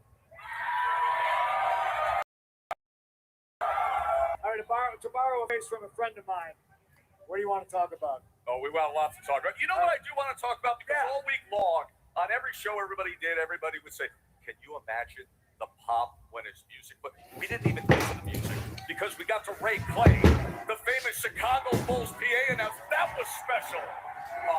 That song, Alan Parsons Project. Let's talk about it. Connection with the United Center being the intro for the Bulls. Of a man named Michael Jordan right over there at the vestibule. He's also Ricky Steamboat's entrance for a lot of his time here in WWE, WrestleMania 3. It's a magical song, ladies and gentlemen. And I got goosebumps just thinking about it and talking about it. But the best part about that entrance are these people behind me. And when I say the people behind me, I mean the entirety of the city of Chicago, because they are always behind me. A lot of people, you know, I'm from the hip-hop world, as you know, a lot of people represent a city. You associate this artist or this performer with the city. Does it ever amaze you just how much the city that you're from loves you? This is rarefied air, the way you associate CM Punk in Chicago. I am one of them, so it is always humbling to know, like when I come from this city and I have watched such mega stars, mega athletes like Michael Jordan, Scottie Pippen, Dennis Rodman, Jeremy Roenick, Ed Belfort, Jonathan Taves, Patrick Kane, Seabrook, Duncan Keith, the 85 Bears. Mike Singletary. If you put me on a list with any of them, no matter how low on that list, I'm still on the list. Chicago, man, Chicago is the city that works. What really stood out for me is you two went out there and had a great wrestling match. No Judgment Day, no shenanigans. Was it important for you to have this kind of match? Hey, listen, I'm always ready for anything. I was expecting Judgment Day to come out there, and I'll be honest, I had a GTS for everybody. Goof JD, even Goofy Raquel, I would have lifted her up on my shoulders, and I would have boosted her Mexican ass over my head, and I would have lifted my knee up and put it straight for Goofy's face. I got a GTS.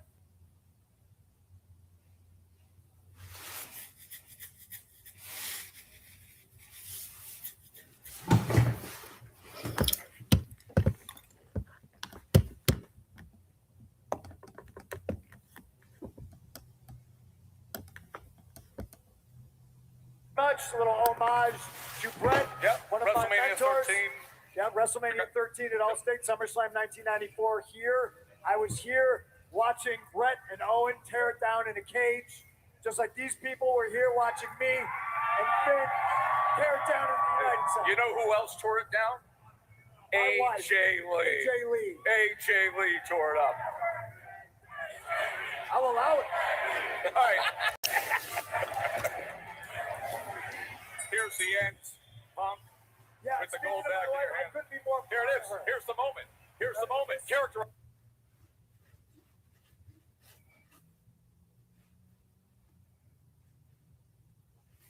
Come on, man. Really?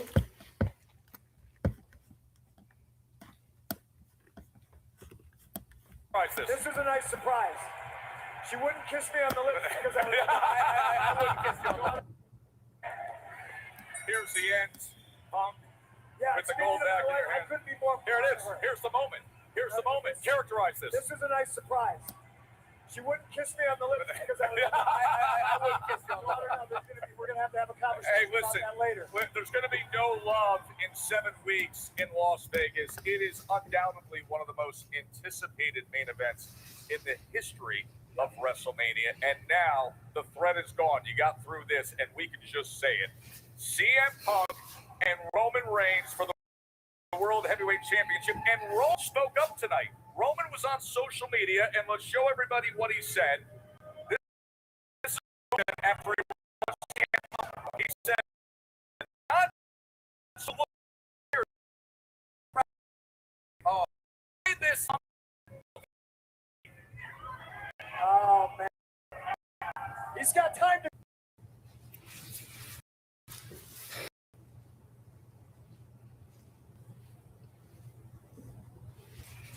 Tweet, but he doesn't have time to come to Chicago. Listen, Roman Reigns did a gate record in company history. Not number one either. 19,346 people showed up in Chicago because I am a fighting champion. And I will travel to Las Vegas, and yeah, I'm going to be tired. And yeah, I'm going to be beat up, and I'm going to be bandaged. But that keeps me sharp, on the edge, where I need to be. And for me, the action is the juice. You can sit at home, and we're going to call you Rusty Reigns when you show up in Las Vegas. And I got a GTS for you and every one of your stupid family members. I think that's the mic drop right there. That's CM Punk, and he defended the World Heavyweight Championship tonight. Chicago Zone is headed to WrestleMania with the golden hand. As we continue on with the Elimination Post Show, and reminds you that AAA is coming your way. That is immediately coming up. El Hijo del Dr. Wagner Jr., AAA Latin American champion. AAA Mega Championship opportunity is coming your way on a spectacular night from here in Chicago to all over the world. We are getting set for WrestleMania. Man, there is being in the zone, and there is being in the zone. What a promo. I felt like I was just sitting next to Jordan before in the flu game. That was magic. I got chills. Fired up, man. He's ready. He's WrestleMania ready. Rusty Reigns. Well, there are certain nights in WWE that alter the course of everything else. Tonight was one of those nights. It happened across the board, but let's get back to what happened in the main event, in the men's chamber match. By the way, Logan Paul had a superb night. Logan Paul was on fire early, eliminating Javon Evans. Logan Paul eliminated LA Knight. Logan Paul, who earned this opportunity just 24 hours ago, eliminated Trick Williams. He went from out of the chamber to out of the chamber to into the chamber. That's what he's trying to say.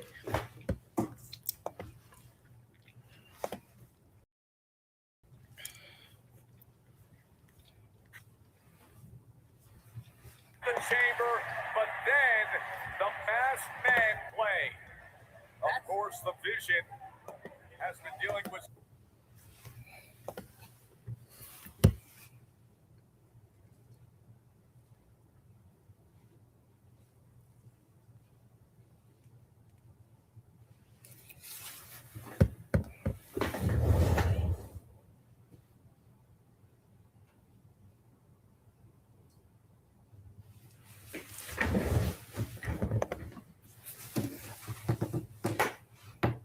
so much lately. The brutal injuries, the masked men appearing, and then this happened, Biggie. Look, we were not ready for Seth Rollins to return tonight. I thought he was missing Mania. I did not expect it, but as soon as you saw him, Seth broke. We knew. Rosenberg, you went. We cannot forget how Matt was doing till that moment. Imagine what Logan Paul would have said if he had been thrown into this match the night before and won the chamber, maybe setting a record for eliminations on the way, and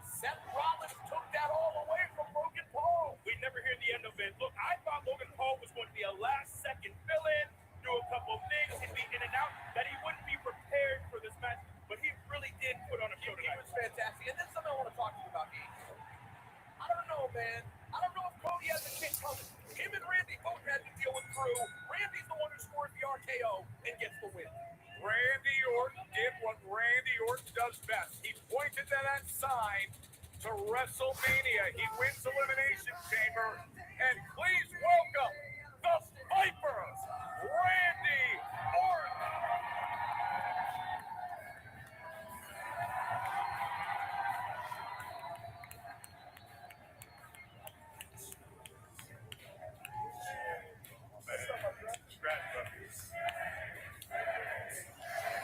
Hey man, that was hot. That was hot. They loved it.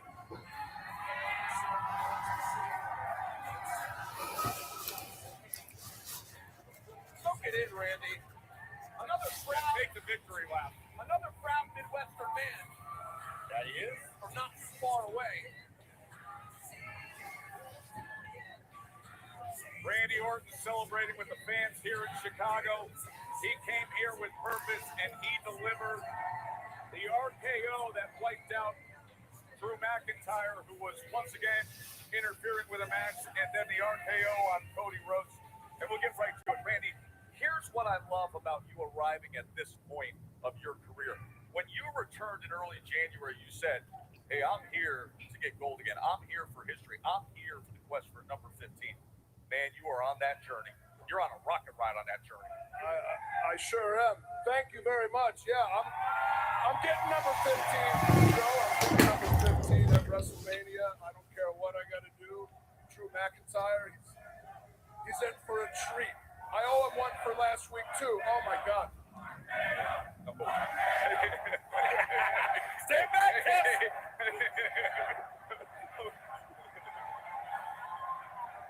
Oh, give us one. Here it is. Yeah! We needed that. Yeah, we needed that. Beloved as you are, as legendary as your career has been, did you ever feel like at this stage you were a little sucked on? A lot of the conversation going in was about Cody, almost as if he was a shoo-in. Did you ever feel like people were already trying to put you in that phase of your career where you're just giving back, you're just there to make others look good? Yeah, I'm still here, y'all. Is that anything that crossed your mind at all? A few years ago, and you can relate with this, I had a career-threatening injury, man, and I had a spinal fusion, and I didn't think I was going to be able to wrestle again. So when I came back, I was grateful for every second that I was in that ring, and I thought to myself, let me give back. Let me talk to the youngins. And I did, and I have, and I will continue to do that. But I got to get mine. I got to get number 15. I got to beat Cena's number 17, Flair's number 16. I think me and H are tied at 14, so I got to start with number 15, man. And you know what? I did a little. I'm still here. Let's talk about it. Afterwards, tonight was I ain't going nowhere until I get done doing what I need to do when I come back. PLE, and it was in my 10th Elimination Chamber, which means I'm going to main event at WrestleMania. It'll be my 21st WrestleMania. That's insane. And I'm going to set a record there, too, in a few years. My 15th already in time. Now, Randy, stories about you as a young fighter, Legend Killer days. But the Legend Killer days, young Randy Orton, first championship, youngest champion of all time. There are a lot of stories about you in those days. You talked about your growth. Did you ever picture a time when you would be at this age, this level of maturity, and still be?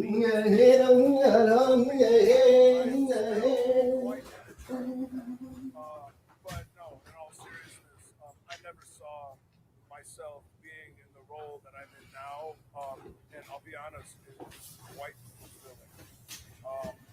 They are fulfilling. It's fulfilling, and you know what? I like Javon Evans. Bless his heart, he looked great out there tonight. He ended up getting eliminated, of course, but seeing him, guys down in NXT, Miles Warren is one of them that a lot of guys that I'm excited to talk to, and I can tell that they're excited to listen. And I feel like there's a certain way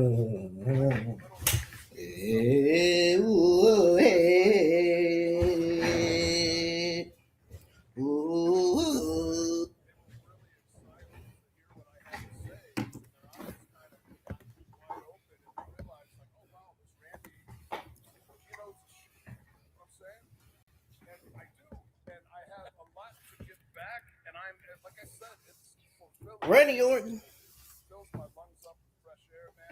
We got the fight for Randy Orton, man. Talking on the post show.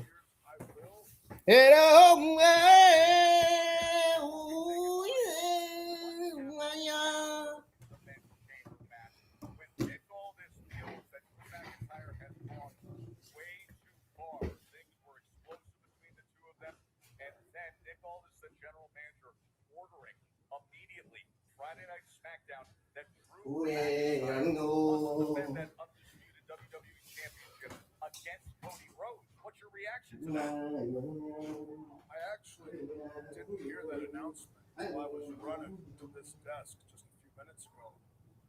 There's a lot that can go on between now and this next week in Portland. It is. That's right. It is versus Cody Rhodes, title.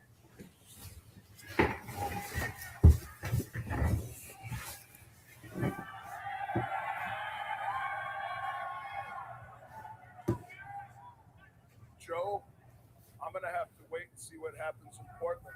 But right now, my sights are set on Drew McIntyre.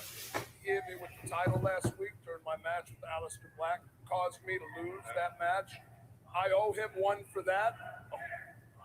But that being said, you owe him one for that. Oh, really? Since when? Now we celebrate this. Congratulations, Randy Orton. Elimination. I got voices in my head. They talk to me and I understand. They talk to me. They talk to me, mate. Rhea Ripley wins the women's chamber. AJ Lee is your new Boy. women's Intercontinental champion. CM Punk, hometown hero, defends the heavyweight championship. All right, see you later, Mike. Has been ordered for Friday Night SmackDown. The big news following: Cody Rhodes, Drew McIntyre happens next Friday in Portland. Spectacular evening here in Chicago as we continue on the road to WrestleMania. Stay tuned for AAA live action immediately following this post show right now. Should be great.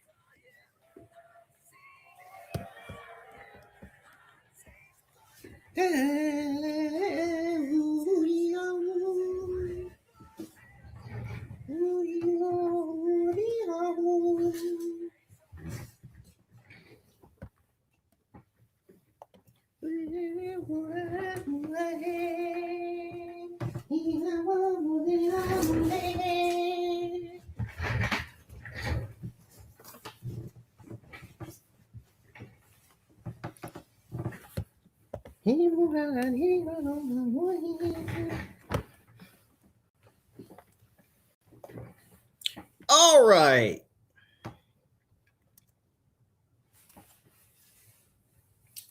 Stick around. Don't go anywhere.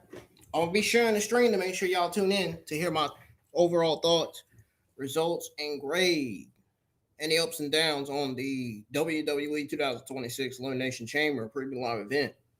I'll be right back. Stick around. Don't go anywhere.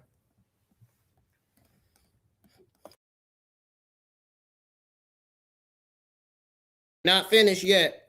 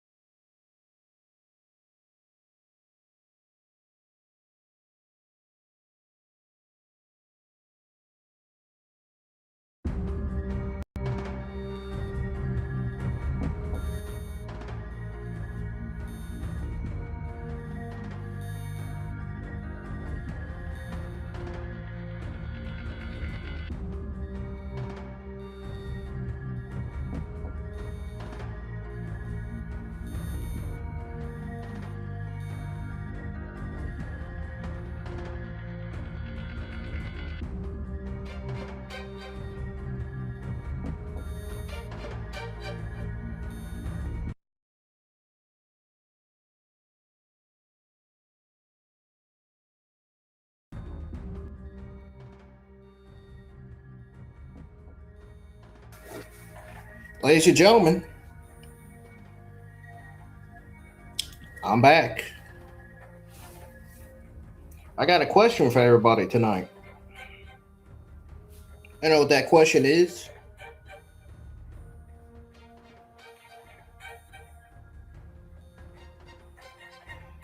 What do you want to talk about?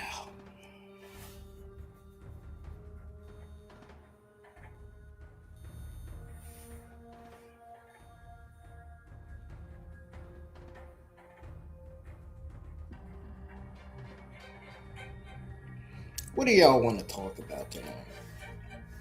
I'll tell you what we're about to talk about. My overall thoughts, grading the ups and downs of the Elimination Chamber 2026 Premium Live event.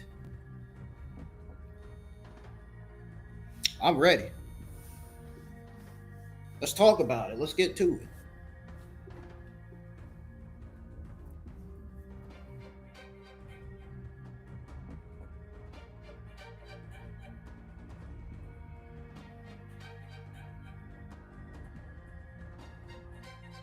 Hold on a second.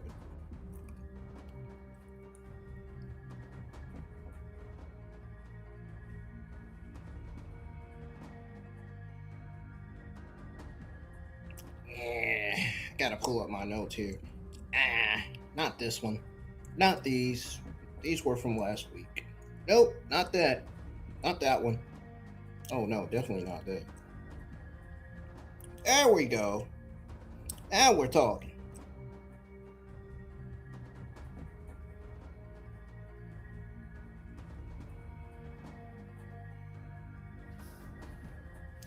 Okay, so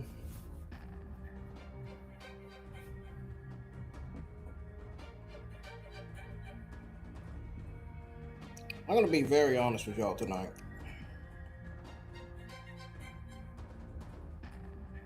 I really am.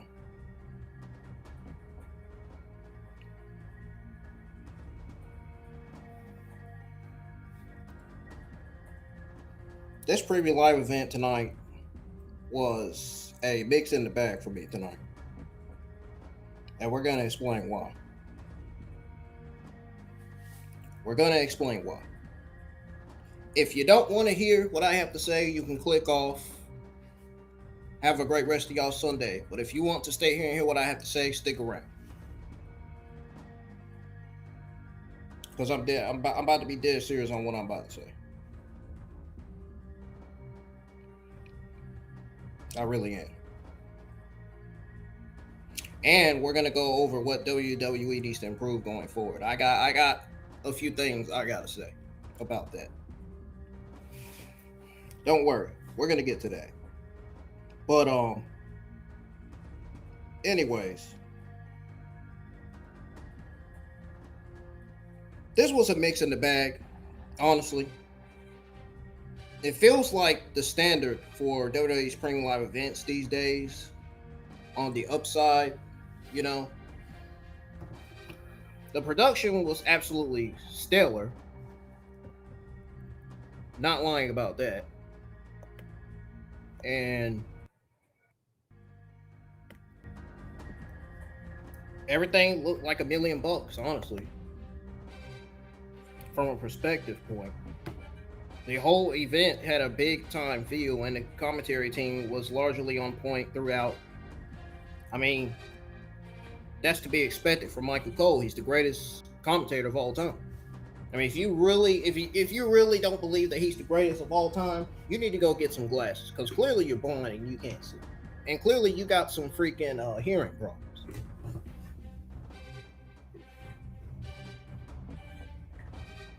Go to the doctor or the eye appointment. That's what the doctor and the eye appointment is for. Anyway, the women's Elimination Chamber match, yet again, absolutely stole the entire show. Easily surprising the men's version, plus AJ Lee capturing the IC title. It wasn't bad. It was mid-average, but it was still fantastic for what it was. It was a crowd-pleasing moment that really gave the broadcast a quality start. Match highlight of the night was the WWE World Heavyweight Championship. Best match of the entire night, easily. CM Punk scoring a strong win over Finn Bálor further contributed to the early quality. Now, for me, that's where this pretty much ended the positives. Because it's blatantly clear that WWE has absolutely no fucking idea what they're fucking doing with the SmackDown brand's main title picture heading into WrestleMania. Seemingly resorting to just throwing a bunch of guys, a bunch of nobodies, probably a bunch of nobodies, I'm just gonna say it like that, a bunch of nobodies into a contest rather than crafting any coherent, engaging storyline. That's as simple as I'm putting it. And honestly, it really feels like Triple H, who was once so adept at weaving intricate storylines through matches and angles. Honestly, this guy has lost that touch. We got to be serious here. We're going to have to look at the possibility of Triple H being removed from power, dude. Removed from the administration. Bruce, Michael Hayes, and Road Dogg definitely need to be removed from the administration. Them the main ones right there.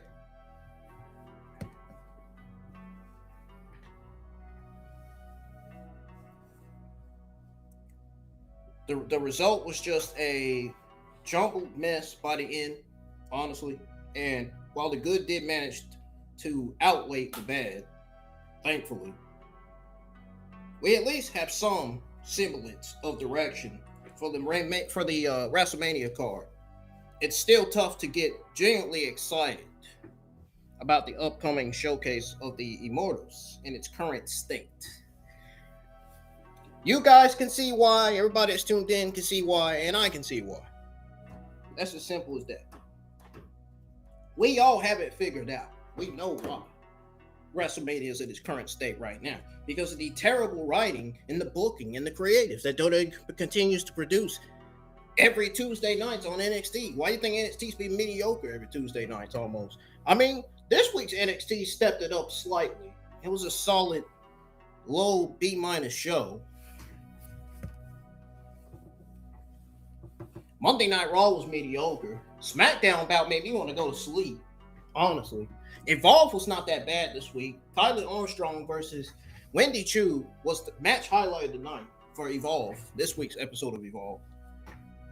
Evolve had a solid show. They had the ups and downs too, but their show was solid overall. So pretty much NXT and Evolve did slightly well this week. Raw and SmackDown are the only shows that didn't do well this week. That doesn't bode well for Raw and SmackDown. They gotta do. NXT still needs to do a little bit more better with their shows too, but Raw and SmackDown, yeah. That's just why I say we still got a lot more to talk about.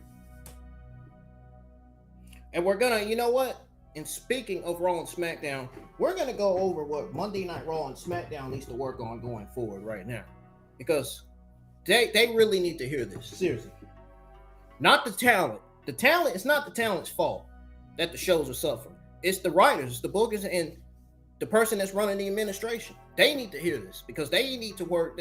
They need to work on some of their stuff, man. Some of their writing and booking. Now, my overall grade for this premium live event, of course, is a solid low B-. Now, we're gonna go over the results based on the information that I'm about to provide to y'all. So the following are the key results and the outcomes from the show. The Women's Elimination Chamber match. Standout. Though the specific winner isn't detailed, it was praised for stealing the show. AJ Lee became the new Intercontinental Women's Champion. CM Punk defeated Finn Bálor in a strong match to retain his WWE World Heavyweight Championship. The men's elimination chamber match was won by the Viper, Randy Orton, who outlasted Cody Rhodes, Logan Paul, Trick Willie. Let's talk about it. He got eliminated, man. I mean, what else am I supposed to say, man? Really? Anyway, LA Knight and Javon Evans. This win involved a sense that's from the Scottish Warrior. He used to be called the SmackDown Warrior. Thank God he ain't called the SmackDown Warrior. That was a terrible name, man. They should have just stuck with the Scottish Psychopath or something. I think it should be the Scottish Psychopath. I think that was better for Drew McIntyre. Just saying.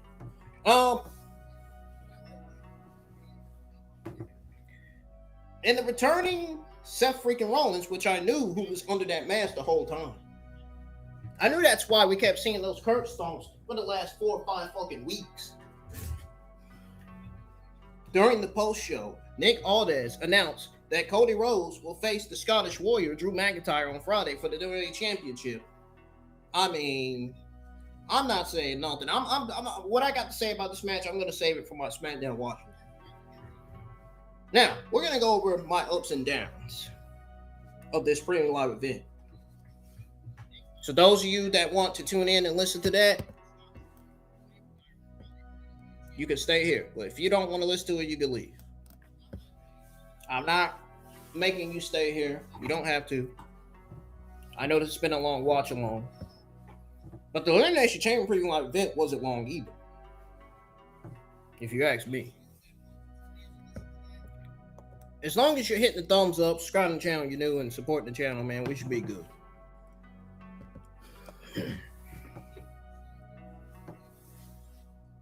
I mean, everything is up to y'all. But let's go over the ups first in terms of my ups and downs of this premium live event.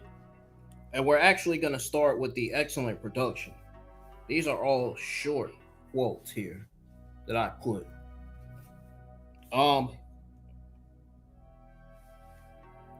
The show's overall look, feel, and presentation were top tier. That was an up. Engaging commentary, that was another up. The commentary team performed well for most of the event. Women's Elimination Chamber match. This was a highlight, praised for its quality and for stealing the show. AJ Lee winning IC title. A popular and crowd-pleasing moment. A strong quality match. CM Punk versus Finn Bálor. This was very, very strong, very, very quality of a match between these two.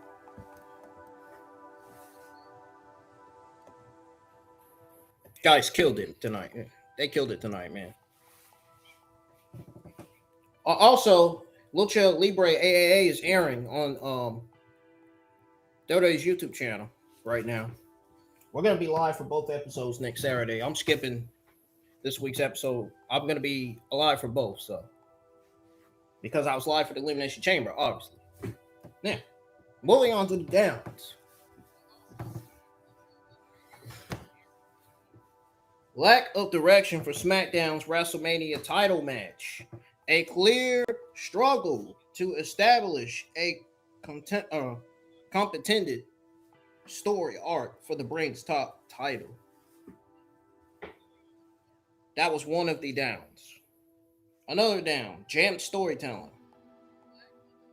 We talked about we went over the perceived loss of direction and storytelling by Triple H, leading to a messy overall narrative. Now, this is something new right here. Difficulty generating WrestleMania excitement. Despite some outcomes, the show failed to create anticipation for the upcoming WrestleMania.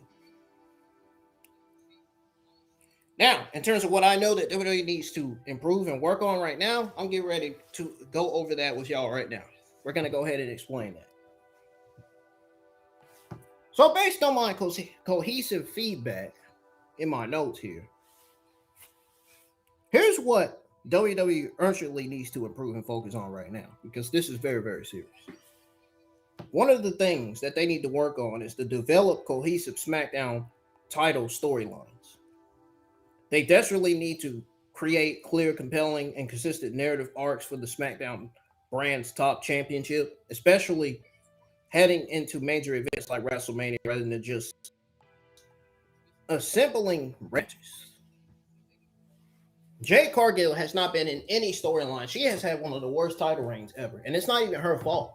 It's the stupid fucking pathetic decisions that the administration makes. Like, why would you put a title on somebody that you haven't even had, that only had one title defense? Because you guys didn't know what to do with her, didn't know how to book her, or didn't know how to fucking use her on television. Wrongly booking her as if she's going to be the fighting WWE Women's Champion. Give me a break. If you really knew what the fuck you was doing with Jade Cargill, the WWE Women's Champion, you would be having her defending that title week in, week out. Every week, you would have her defending the title. As a babyface, even as a heel.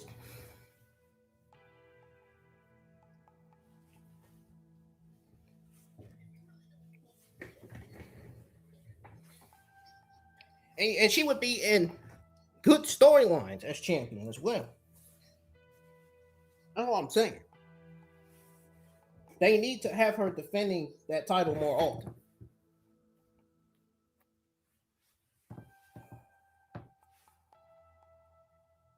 Reestablishing stronger storytelling. That's another one they need to work on. It's critical to return to the intricate, interconnected, and engaging storylines and angles that were previously a hallmark of good booking, as the current approach is perceived as jumbled. Ensure consistent quality across the card. Oh yeah, this is definitely another one that I know they need to work on, for sure. They need to make sure they're announcing the full card every week too for all these shows. Stop announcing half of the fucking card. They still doing that shit. Some of the brands, they still doing it. Man, am I gonna have to repeat myself over and over and over? I shouldn't have to. I really shouldn't. And I'm sure other wrestling YouTube content creators shouldn't have to repeat themselves either. I'm sure they getting tired of WWE announcing half of the card instead of announcing full card. It's getting ridiculous. WWE's getting creatively lazy with this stuff, man. They got the focus, man. They can't let stuff distract them, man. They can't be producing all this mediocre-ish, man. Like, it's just, you know what I'm saying? It's insane. It is insane, man. I'm fussing. I'm complaining. I'm telling the truth. Obviously, because I care about the company and I want them to succeed. I want their Monday Night Raw, Smack, Evolve, and Lucha Libre AA shows to be great every week. But unfortunately, they're not always so great. That's the unfortunate reality of it. Sadly. But I know they have the freaking energy and the freaking brain to freaking come up with ideas to better these shows, man. Like, for real. Like, real talk.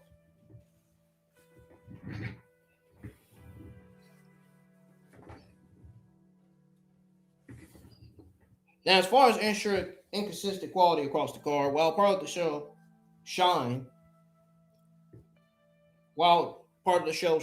there's a need to ensure that the overall quality of matches and the currents of booking are just consistent across entire premium live event, not just in select segments. You all know what I'm trying to say here. Everybody that's listening. Build genuine WrestleMania anticipation. The company must strategize more effectively to generate excitement and raise the stakes for WrestleMania, as current efforts are falling short and leaving fans unenthusiastic. They're leaving fans bored. Because some of the shows are mediocre. Some of the shows are awful. Some of the shows are solid. Some of the shows are great. And some of the shows are boring.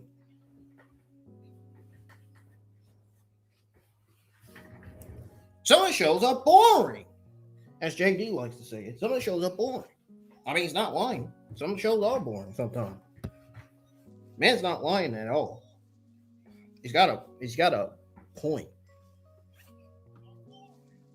And even I have a point about the shows being mediocre and solid sometimes.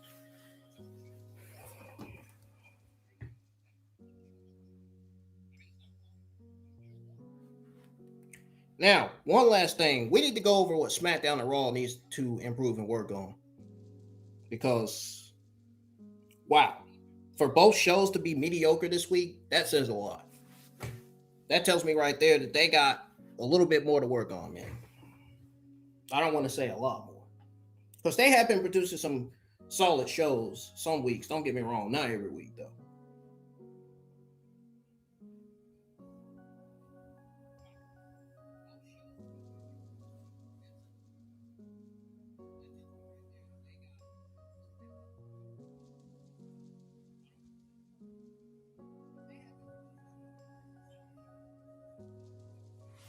But yeah.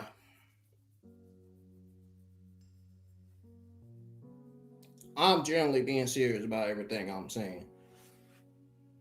For real.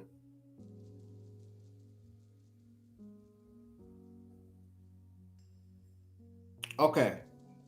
So we're going to go over what Raw and SmackDown really need to work on right now. We went over what NXT need to work on last week, but we're going to do it again this week.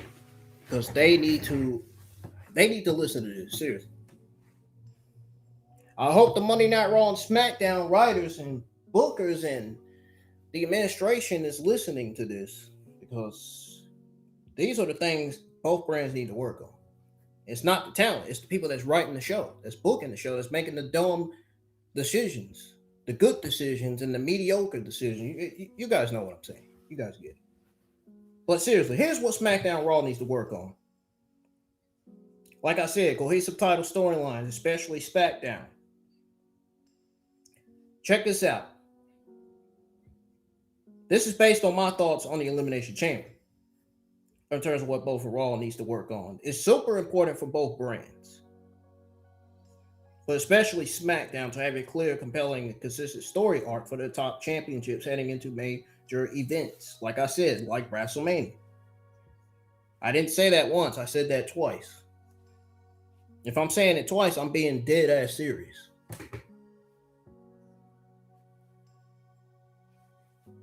No more just throwing guys together, man. No more of that. Stronger and interconnected storytelling. Both Raw and SmackDown need to bring back that intricate, interwoven storytelling in their matches and angles. The current booking can feel a bit, like I said earlier, jumbled, and a clear narrative across both shows would make a huge difference. I think it really would. Like, I'm serious. Consistent show quality. We went over this about Elimination Chamber. This is more about both Raw and SmackDown this time. While the production is great, the actual quality, coherence of the segments and matches need to be consistent across both shows. Every segment should feel meaningful, if you know what I mean. If y'all can think of a meaningful segment, list an example of one when the stream gets posted on my YouTube channel. List of an example of one in the comments. Might as well do that while you're letting me know in the comments your thoughts on the Elimination Chamber Premium Live event. Building genuine excitement for future events. This also refers to both Raw and SmackDown. And this is what also both Raw and SmackDown need to work on. The shows should be building tangible anticipation for upcoming premium live events, especially WrestleMania. Said that earlier, said it, I'm saying it again. But it's not referring to Elimination Chamber. It's referring to both brands. When I'm saying it again, it's different. If the current weekly programming isn't making fans hype for the big events, which some of it isn't, is true. Some of it is not making those fans hype for the big events. Adjustments are definitely needed, like ASAP. Yeah. So those are the things that Elimination Chamber, Monday Night Raw, and SmackDown need to work on. And that's going to do it for my overall thoughts, results, and grade, and the ups and downs on the Elimination Chamber Premium Live event, as well as what I know that WWE needs to work on. Let me know your thoughts on this Premium Live event. I appreciate y'all for being here. Yes, I felt like I needed to go live for Elimination Chamber because I know this was an important Premium Live event, especially for that WWE World Heavyweight Championship match. Because if they made a terrible decision having Finn Bálor winning, I definitely would have called it out, like how I wanted it to. But CM Punk winning was the right call. Randy Orton winning the Men's Elimination Chamber was the right call. And I feel like AJ Lee in some way was the right call because Becky Lynch has already been Intercontinental Women's Champion. Well, I feel like we needed to do Intercontinental Women's Champion anyway. Rhea Ripley won the Women's Elimination Chamber. I was going for Raquel. Because Raquel versus Jade Cargill would have been something. It would have been. Maybe.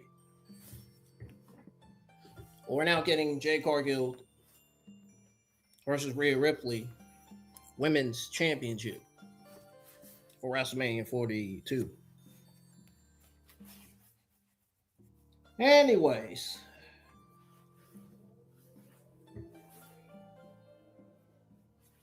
Of course, Sunday is my usual night off, so I will see you guys live for the next Monday Night Raw episode. Enjoy the rest of y'all's night. It's almost Sunday already, so. Peace. Adios. Good night, y'all.